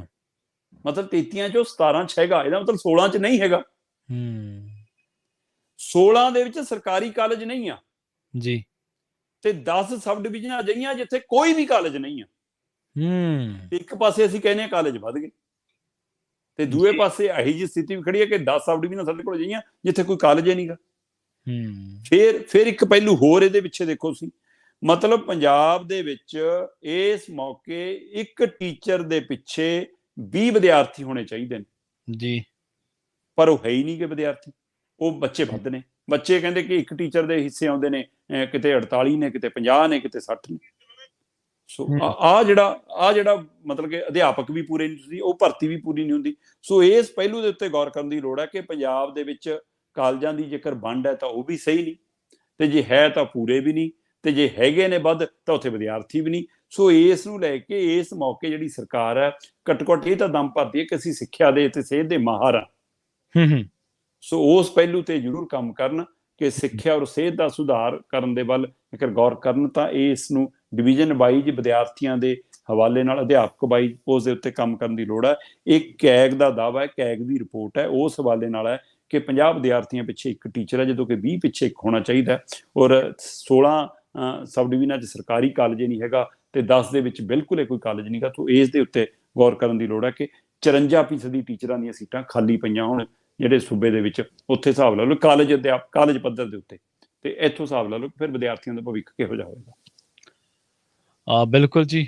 ਜਦੋਂ ਨੌਜਵਾਨ ਪੀੜ੍ਹੀ ਨਿਰਾਸ਼ਤਾ ਦੇ ਆਲਮ ਦੇ ਵਿੱਚ ਹੋਵੇ, ਰੁਜ਼ਗਾਰ ਨੂੰ ਲੈ ਕੇ, ਨਸ਼ੇ ਨੂੰ ਲੈ ਕੇ, ਤੇ ਹਿਜਰਤ ਹੀ ਇੱਕੋ ਇੱਕ ਰਾਹ ਬਚ ਗਿਆ ਹੋਵੇ, ਉਹਨਾਂ ਦੀ ਜੋ ਮਾਨਸਿਕਤਾ ਕਹਿ ਲਓ ਜਾਂ ਉਹਨਾਂ ਦੀ ਜੋ ਮਨੋਦਸ਼ਾ ਹੈ ਉਹਦੇ ਮੁਤਾਬਕ, ਤਾਂ ਫਿਰ ਕਾਲਜਾਂ 'ਚ ਭੀੜਾਂ ਥੋੜ੍ਹਾ ਲੱਗਣਗੀਆਂ। ਬਿਲਕੁਲ ਸ਼ਰਮਾ ਜੀ, ਜਦੋਂ ਇੱਕੋ ਘਰ ਦੇ 2 ਸਕੇ ਭਰਾ ਇੱਕੋ ਦਿਨ ਨਸ਼ੇ ਕਰਕੇ ਮਰ ਰਹੇ ਹੈ, ਮਰ ਜਾਣ ਤੇ ਫਿਰ ਤੁਹਾਨੂੰ ਬਸ ਪਤਾ ਹੀ ਹੈ ਮਾਹੌਲ। ਹਿਜਰਤਾਂ ਐਵੇਂ ਨਹੀਂ ਹੁੰਦੀਆਂ, ਹਿਜਰਤਾਂ ਦੇ ਲਈ ਪਹਿਲਾਂ ਮਾਹੌਲ ਬਣਦਾ ਹੈ। ਮਾਹੌਲ ਬਣਦਾ ਜੀ। ਬਹੁਤ ਬਹੁਤ ਧੰਨਵਾਦ ਇਹਨਾਂ ਖਾਸ ਤੇ ਬਹੁਤ ਅਹਿਮ ਜਾਣਕਾਰੀਆਂ ਦੇ ਲਈ ਸ਼ਰਮਾ ਜੀ। ਬਹੁਤ ਸ਼ੁਕਰੀਆ ਜੀ। ਸੋ ਪ੍ਰੋਗਰਾਮ ਖਬਰ ਤੇ ਨਜ਼ਰ ਦੇ ਵਿੱਚ ਆਪਣੇ ਨਾਲ ਜੁੜੇ ਸਨ ਦੀਪਕ ਸ਼ਰਮਾ ਚਨਾਰਥਲ ਜੀ, ਜਿਨ੍ਹਾਂ ਦੇ ਨਾਲ ਆਪਾਂ ਕਈ ਅਹਿਮ ਖਬਰਾਂ ਨੂੰ ਲੈ ਕੇ ਚਰਚਾ ਕੀਤੀ ਹੈ। ਸਮਾਂ ਇਜਾਜ਼ਤ ਨਹੀਂ ਦਿੰਦਾ, ਵੇਲਾ ਹੋ ਗਿਆ ਤੁਹਾਡੇ ਤੋਂ ਇਜਾਜ਼ਤ ਲੈਣ ਦਾ। ਜੁੜੇ ਰਹੋ ਪੰਜਾਬੀ ਰੇਡੀਓ USA ਦੇ ਨਾਲ। ਤੇ ਆਖਿਰ ਦੇ ਵਿੱਚ ਇੱਕ ਵਾਰ ਮੁੜ ਤੋਂ ਤੁਹਾਨੂੰ ਸਭ ਨੂੰ ਪਿਆਰ ਸਤਿਕਾਰ ਸਹਿਤ ਸਤਿ ਸ਼੍ਰੀ ਅਕਾਲ।